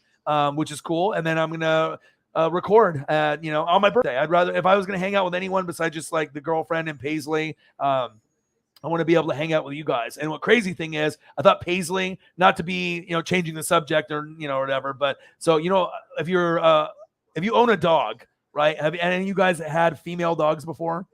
Right? So female dogs get periods like female women. Did you guys know that? So like, obviously if you have a male dog, the only thing you have to worry about is a male dog getting a boner or like pissing on whatever, or humping some other dog or whatever, right? That's a male dog. Okay. Male dogs, aggressive, this or that. But if you have a female dog, I've never had a female dog. So female dogs go through like a period cycle, like when they're in heat or whatever. So they'll like, they'll spot or they'll bleed or so you have to get them like diapers. So she's starting to get to that point. So she's like 8 months, and they usually say between 6 months and a year, they're going to have their first cycle type thing. So you have to go buy fucking diapers or like a washable one, right? So I was thinking, it looks like, I need to go take her to the vet. I mean, I don't know if she has a little rash type thing going on, or her nails are getting a little bit longer too. So I want to make sure I get those cut, because I don't know if she scratches herself down there. I don't want her to get like any kind of infection or anything like that. But I was like, oh, fuck. So I had to drive this morning before I met my dad and my stepmom. I went to one fucking Petco. Obviously, they didn't have any of the fucking pet diapers. Then I go to another one. They don't have it. Then I go back to another one. And at least I found like a washable one, not a disposable one. They're black. And I guess they can like pee and poo in it, and then you can like wash it and then like put it in the washing machine, and then you can have them use it again. So I got a 2-pack of those. Was like almost $30.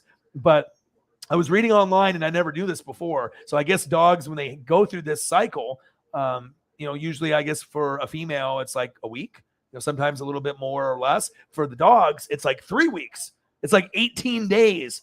So she's going to be like irritated, but lovey towards us, maybe more aggressive towards male dogs. So I want to try to cater to her because she's my baby, as much as I can. But I'm not sure if we're going to get her fixed and stuff. But yeah, I don't mind if there's a mess that's made. I don't care. I'll clean it up. She's my baby. I'm not going to get mad at her. But I didn't realize after I looked it up on the internet that it was going to be 18 days that she might be going through this. So crazy. When you have a female dog, I guess you learn something new every day. But yeah, that was what I was doing running around before I had to do that. Sorry to get off topic right there, but obviously, Paisley's my everything. And I'm not sure if you guys have female dogs, but I've always had like male dogs around in my life, or people in my life. And this is the first time that I've had a female dog. And I knew it was coming, but she's kind of just not fully in it yet. But yeah, something I definitely have to, I guess, do some more research and take care of her. So O-Dog is the GOAT.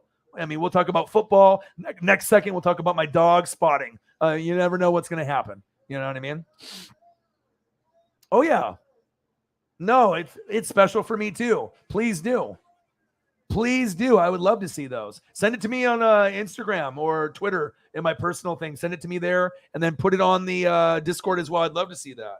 I love fandom. You know what I mean? If you're a part of this channel, you know what I mean? It's just because it's like your punter or whatever, that doesn't mean that you're the only one that cares. I mean, we share a lot of stuff, as far as fandom and everything that we have. So yeah, put it on the Discord, and then put it on the Discord, and then if you want to share it with me on there also on like Instagram or Twitter, I'd love to see it. I'd love to see it. I just don't know where you're putting it at, but I guess you'll show me.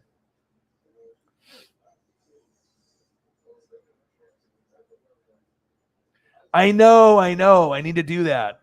I need to get her spayed and neutered. That's what they say. That's what old boy said on The Price is Right. You got to get your dog spayed and neutered. And then he passed away. And then he got beat up, or he beat up Adam Sandler in the one movie, Happy Gilmore. Yeah, we are going to put in an appointment, but I don't know how long we're going to have to wait for the appointment. We're going to try to get the appointment sooner than later, though. Yeah, but we don't plan on breeding though. Oh, you haven't done it yet. Okay. Yeah. Oh, look at this handsome devil. That's a good one. You can look at that. He's like, which one should I keep? Look at that. Is this like senior pick or something like high school, like a glamour shot type thing? You looking swaggy there, my guy. Handsome devil. Handsome dog. Elliot, handsome dog. Pepperoni pizza dog, Evans. Look at you, handsome dog. Buddy Matthews, no kidding. Is Rhea Ripley going to join Edge in the new group with Damian Priest? Ripley should join. That'd be dope. Decreases chances of memory. Yeah, I need to do it. I'm going to get the girlfriend. Yeah, he's a handsome guy. Look at that. Elliot's a handsome devil. Handsome dog. That is him. I can tell. Handsome devil dog. Senior picture dog. You're looking good, brother. He said, yes, it is. Amelia.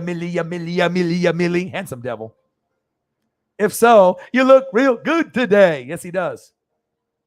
Elliot is putting on a fashion show. Hey, I don't mind it, man. I don't mind it. You know what I mean? We're all family here. So, it's kind of funny, too, because I told my stepmom and my dad, like how we all support each other and it's like a good vibe. And she's like, yeah, like a family. Well, I was like, yeah, that's why we're called the Fanatic family. But obviously she doesn't watch the show, so she doesn't really, fully get it. But yeah, we definitely got to get her spayed. We definitely got to do that. Elliot is a handsome man. Yes, he is. But I appreciate you guys, man. Very, very much. But yeah, I have to put in the appointment. Does anyone know how much it costs to get that done? Is that like an expensive thing to get done? Because I know obviously visiting a vet, it's going to usually cost like, close to $100. And then if, there's any other like medication or other stuff, for like a normal type of checkup. But imagine, I don't know how much it costs. It doesn't matter. Whatever she needs, I'm going to take care of it. So that's facts. Shout out to the Island Boy and everyone else showing much love to your boy, Holly Hundo, as well, with a $39 donation for me being 39, but I'm not 39 no more. I'm 40. I'm a 40. E40. It's me right here. I'm 40. 40 water. 40-year-old virgin.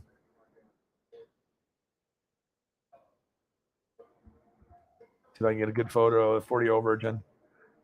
I know I'm going to find one.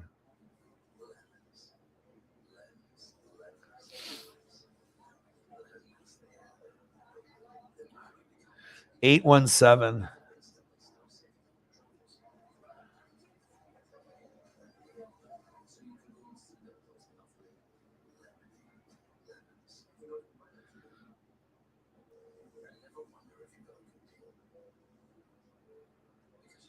There we go. It's your boy. It's your boy in a couple hours. E40 water. Ooh. My name is E40 Fazzarelli. Ooh. But maybe more like that. It's me, dog. Help. But he's got a great toy collection, man. Shout out to him, dude. You know what I mean? He's like doesn't really spend his money on anything else but like collectibles and whatnot. He had enough to fucking open up a store. So obviously his shit was like fire, like your boy. I see you, Steve Corral. You're one of my favorites, man. What a genius. Genius dog.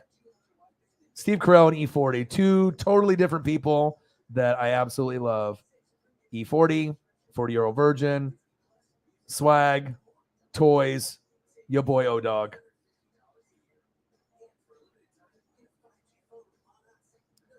$200 for a reasonable vet. Okay, that's not a problem. I know, it's funny, huh? The Apple commercial. I'm Island Boy. Yeah, I need to do it as soon as possible. So I'm going to probably try to talk to her, the girlfriend, and try to get this scheduled as soon as possible and get that done. That'll be good for Paisley. So absolutely. Let me see if I can find it. I look real good today. I don't know if I can find it. I might be able to find like a GIF or something. So I look real good today.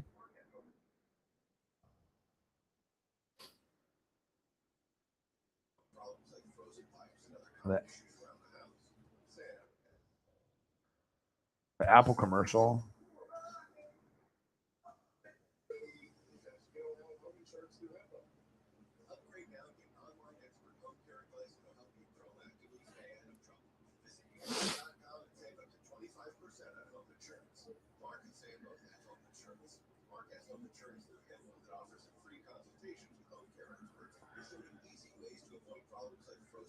iPhone 13.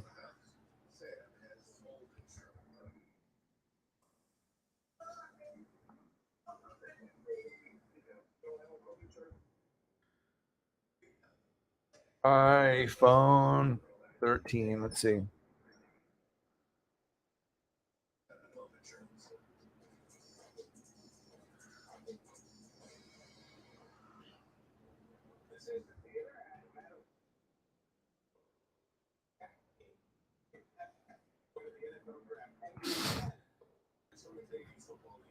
Yeah, I don't think I can find it. I can find a picture of him, but I don't think I can find an actual. See, I can do like, I said like max result 40.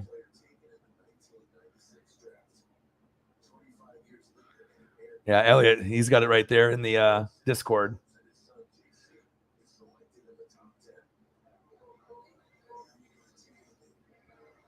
It's that West Coast style.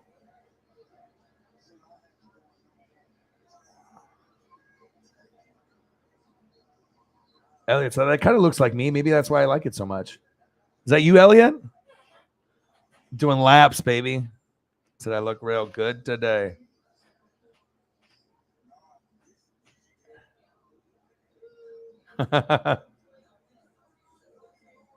Oh, the porn bots are back again. My goodness, 2 times.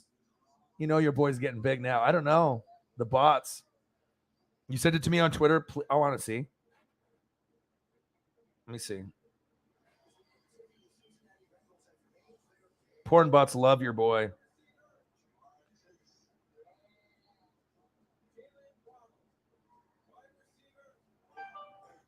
Oh my goodness. This is very cool. What the heck? And someone painted these for you? You bought these? These are fire. I love it. Love it. Wow. These are awesome. The art is insane. The top one, oh, he's like, oh my gosh. He's like kicking right, kicking left, kicking, throwing, even doing like the fake punt. Nice little picture, like artwork of him in the corner. And then the bottom one, very cool. That's super cool. I love it. Hey, maybe they know it's my birthday. You know what I mean? They're just like, fuck, the bots are out. Everyone's getting horny. Bot time. It's the porn time. I don't know what the hell is going on with the porn bots.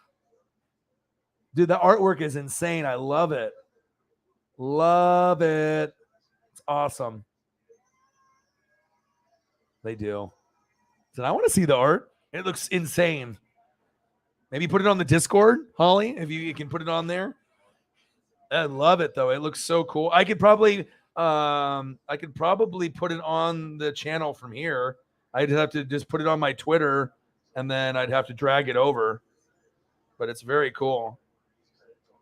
Yeah, it doesn't matter. Like if it doesn't matter if it's I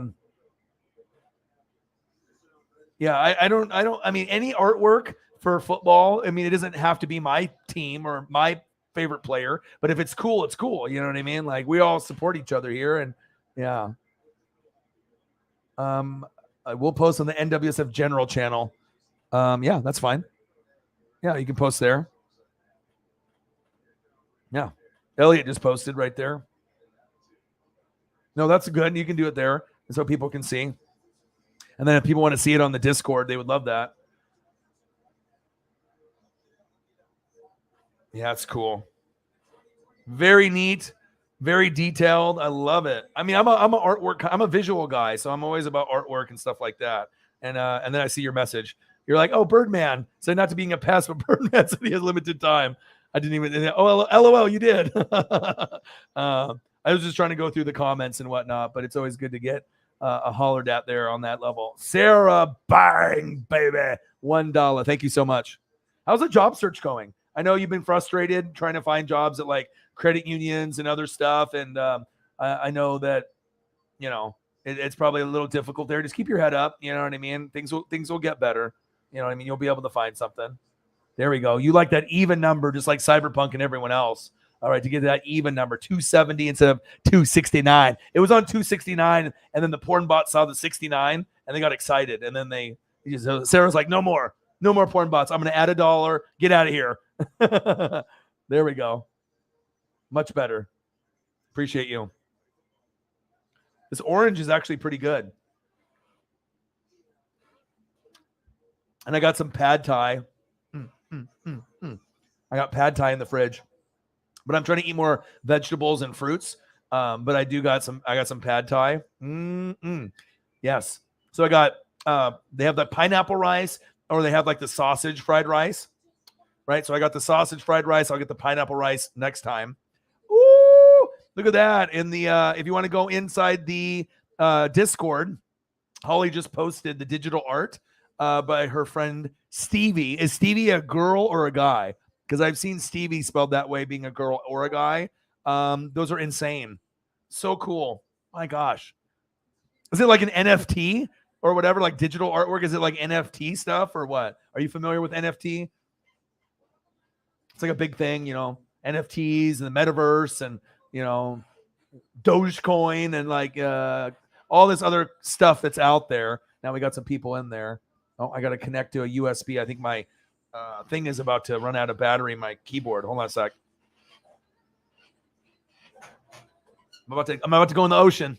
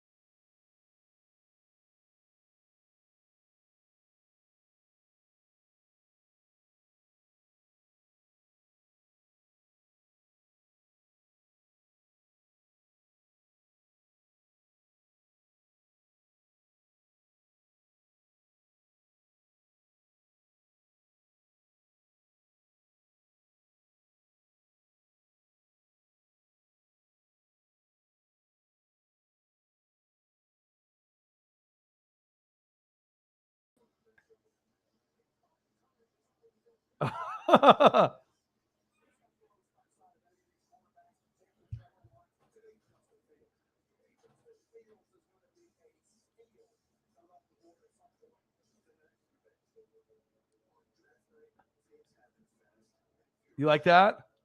Do you guys like that? You know what's crazy? Like, seriously. So I went to go. I'm back. I went to try to put the charger in, right, for my keyboard, and I turned everything off on accident. So I have a power strip underneath, and I was like, oh, motherfucker. I was like, there goes the stream, right? So I quickly turned it back on, flipped everything on, right? And I was like, oh, the stream's over. But if I do it quick enough, it won't end. So you got to be able to be quick about it, right? And I was looking at the art, went down there, took a dive, right?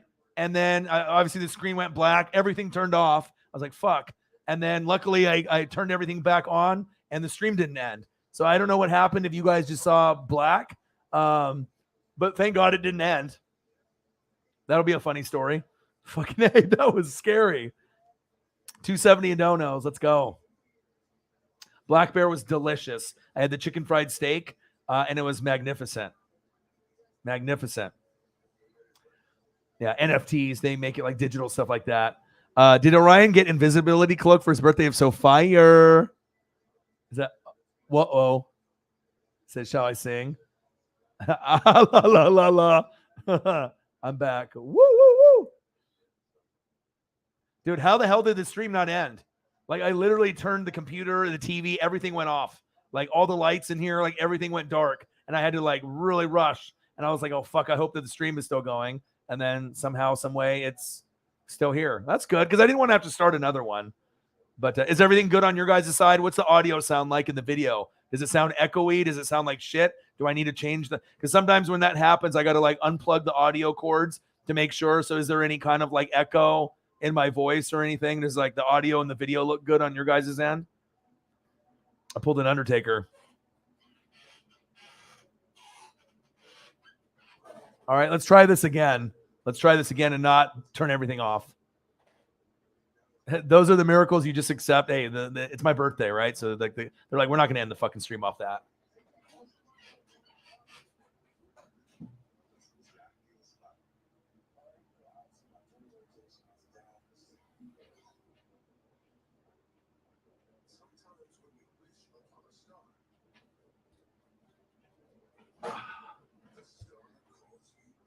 I can't believe I did that. What an idiot I am. God, fucking idiot. I'm good.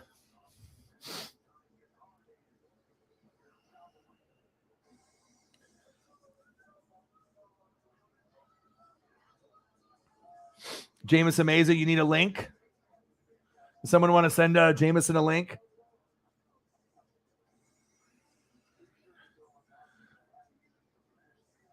You want me to send it to you? Do you want me to send it to you?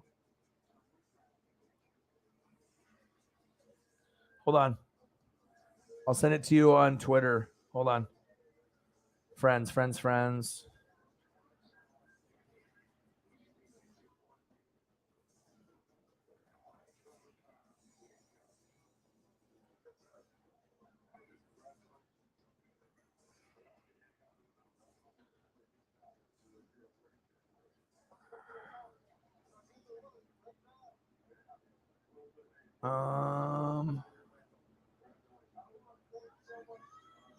Handle 7997 Jamo.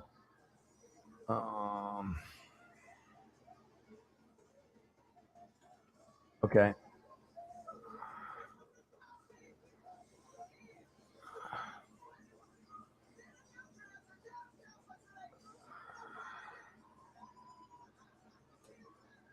All right, I just sent you the Discord link in Twitter and Twitter direct message, Jameson.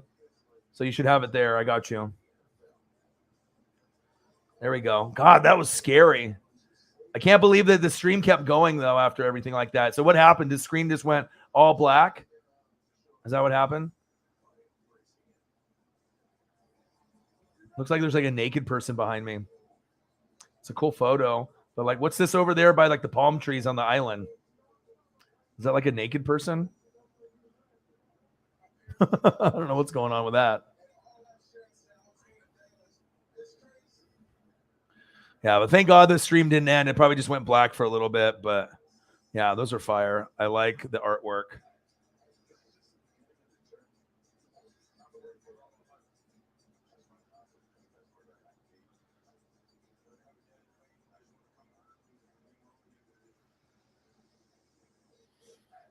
That's what I think. That is awesome. Love it. The screen just went black. Seriously, like, you know, I don't know. I've seen the streams end, but I've also seen them still there. So that's why I was hurrying, because I was thinking, oh, shit, if I hurry, then.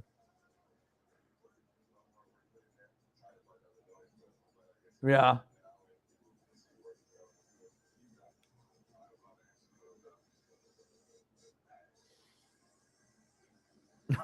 Yeah.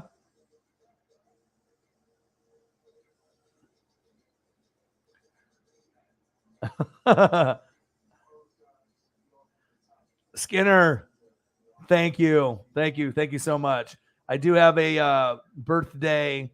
I do have a birthday bash stream that I'll be posting tomorrow, which is technically 1 hour for me from now. But yeah, thank you so much. I am 39 for another hour, and then I'm going to be 40. So you guys will be able to walk. And I almost fucked everything up by unplugging, or actually I turned off on the power strip, everything, the TV, everything in here. And then about a minute later, I was able to get everything back up, and it looks like we're good to go. So I'm glad about that. Because I was going to start another stream, but I was like, at this point when it's so late, I mean, I could have, and we could have just kept going, but it's just nice to be able to, have just one stream when we're doing it there. What kind of vibe do I feel right now? Do I want to be here? I mean, I got an hour before the birthday here, so I mean, I want to be in that one's kind of nice, puts me in a good mood, it's a little tropical, This is like a sunset, it's kind of nice. Your boy is always grinding, and that's very calming. That's kind of a cool vibe right there. So maybe that one or this one. I think I want to be a little bit brighter, a little brighter vibe. The Island Boys. Let's go. I got you. I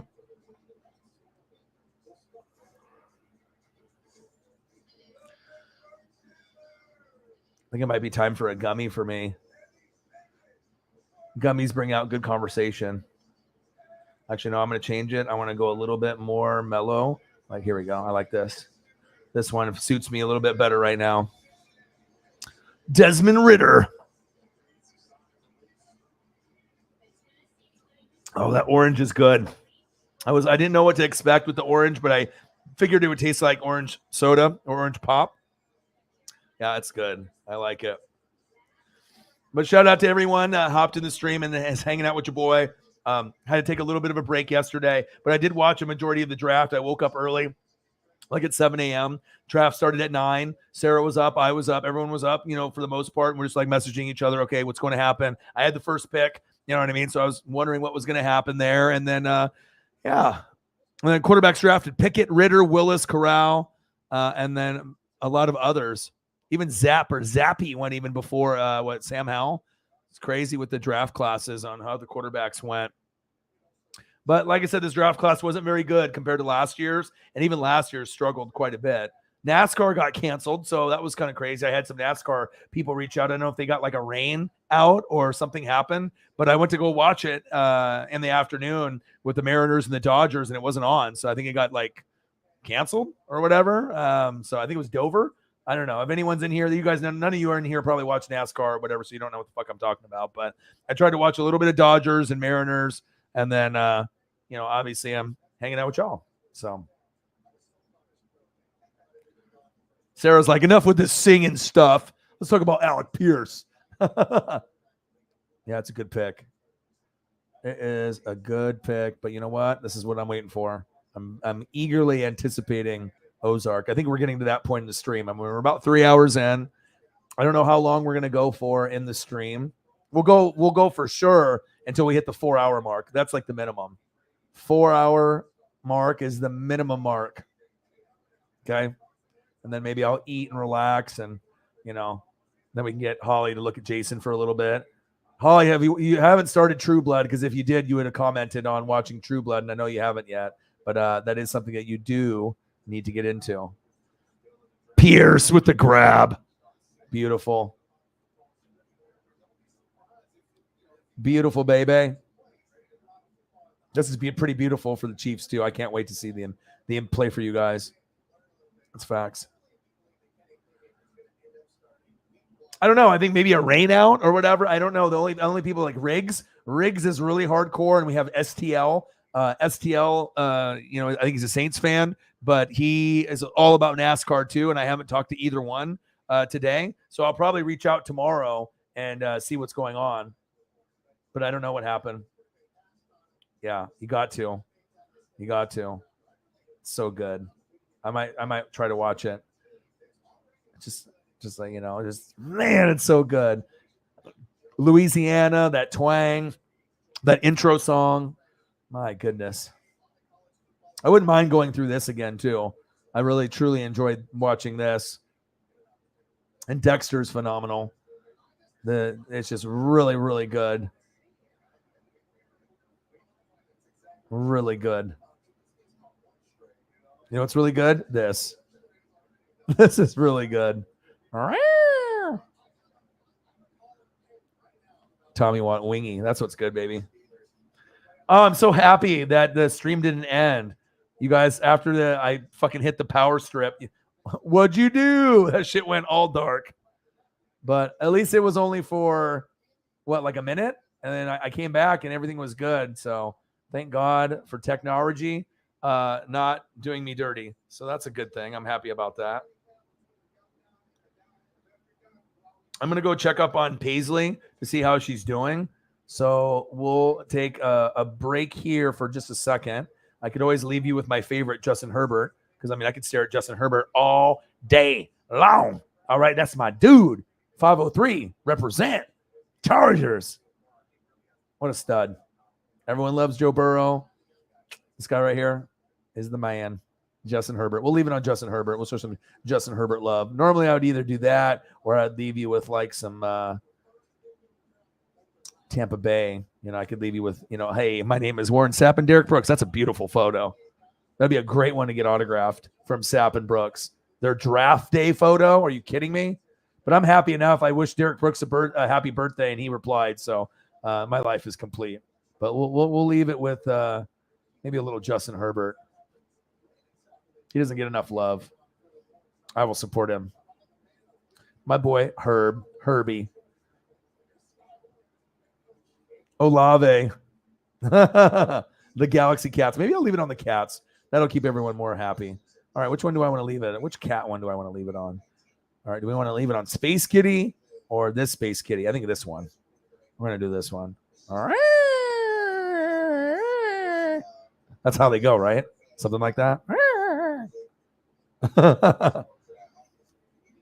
Said, please hold. I don't mind looking at Justin Herbert. Well, let's go back then. All right.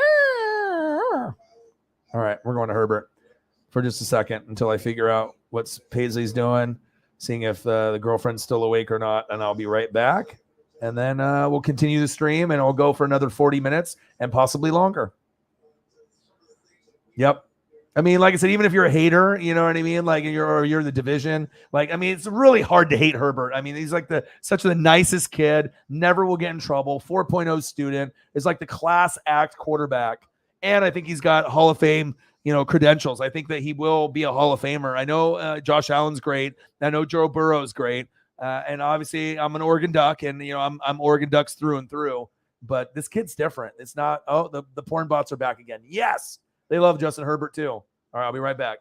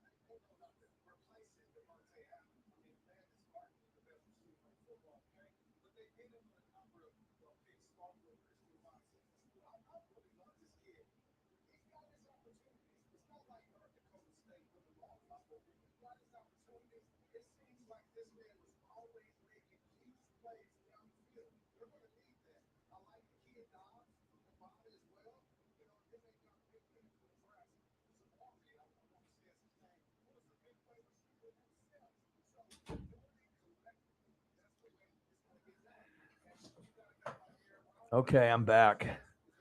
The porn bots. So I just went in there and it's a 3 hours and 24 minutes.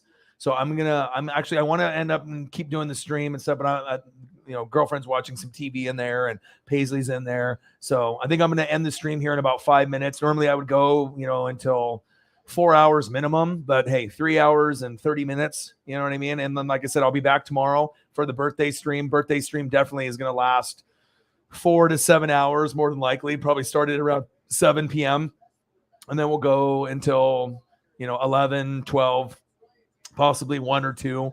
But I just want to get a little bit of time with Paisley before she gets like zonked out, so I can kind of play with her a little bit. And I know that she's had a long day. I had a few walks with her, and that way I can just hang out. Girlfriend's got to wake up early in the morning and stuff. So normally, like I said, I'd want to go a little bit longer, but like I said, I want to be able to spend some time with Paisley and do that. Xavier, what to do, brother? Yeah, everything has been good besides me turning off my fucking computer and almost ending the stream. These porn bots are getting out of control. Like, I don't know. I don't know if they know it's my birthday or what's going on, but yeah, but I love you guys and I miss you guys. And like I said, every once in a while, I'll end the stream a little bit early just to be able to spend some time with my puppy. You know what I mean? Normally it's like if I have TV shows, you know what I mean, movies, I can always watch that later because I'm not going to go to bed till probably like 4 a.m. But sometimes I want to just be able to, just spend a little bit more time. So yeah, we're at 270. So I don't know if we can get to 275 or 3. If we do, awesome. If not, like I said, I know my birthday stream is technically going to be in 48 minutes from now. It actually will be my birthday here on the West Coast. Your boy is turning 40. We are going to be doing a birthday bash. So I will be doing a stream on my birthday, hanging out with the best people on planet Earth, which is you guys. So I love you guys and I appreciate you guys very, very much. Your guys' donations are always appreciated. We'll get Cyberpunk 53 and I'll make a post and we might even get some randos, just some of my friends that don't watch me. They might actually just hop in the stream once they find out it's my birthday just to come in and say hi. We'll see. I don't know what we're going to end up having for numbers tomorrow, but hopefully the numbers end up being a little bit higher since it'll be my birthday and we can end up having a good time. We can talk NFL. We can talk the draft a little bit more. We can do wrestling. It'll be Monday Night Raw tomorrow, and there'll be some more basketball and baseball that's on the slate. Let me take a quick look here on the slate and do that. And like I said, I love spending time with my puppy. And like I said, usually when I end the streams at like midnight, 1, 2, sometimes it's, you know what happens there. So yeah, sometimes I gotta be able to take a little time, you know what I mean? For sure. But it's not often. I mean, most of the time I'm still grinding and then I can still have that time a little bit later. So let's take a quick look. I'm just taking a look at like the MLB tomorrow to see what's going on for basketball. So let's take a quick peek. Let's look at Monday on my birthday. We got who's on? Mariners and Astros are on at 5. And then there's Rays and Athletics at 6:40. No Dodgers. That sucks. Okay. And then let's take a quick look here for let's see here. Let's take a look at the NBA. NBA. So the Bucks 101, Celtics 89, and then the Warriors beat the Grizzlies, obviously by 1. Ended up seeing that at the end. And let's see. We got the Sixers and the Heat. And at 4:30, and then the Mavericks and the Suns. So I'll probably end up watching that, the Mavericks and Suns at 7 p.m. So we'll probably end up doing that. But shout out to all the GOATs. I appreciate you guys, very, very much. What are we at? 270. I mean, we always hit a good number. I mean, usually we're hitting numbers like, 200 to 1,300 every night. So, your guys' support is always unmatched. It's nice to be able to do this full time. And so that way I don't have to do any other side hustle jobs or I don't have to work, for phone sales or warehouse or anything else. I've been grinding on this for, 10 years. And this is my 6th year on YouTube. So it just feels good for all the blood, sweat, tears that I put in. And obviously, the haters and all the people that don't believe in me. It just feels good that, I've been disciplined enough and have great people that have my back, that, aren't fake. And, we find a way to make things work. You guys are obviously the best fans on planet Earth. I love you and appreciate you. I'm going to spend some time with my puppy Paisley before it gets too late. My birthday is going to be in 45 minutes here on the West Coast. And I know a lot of y'all already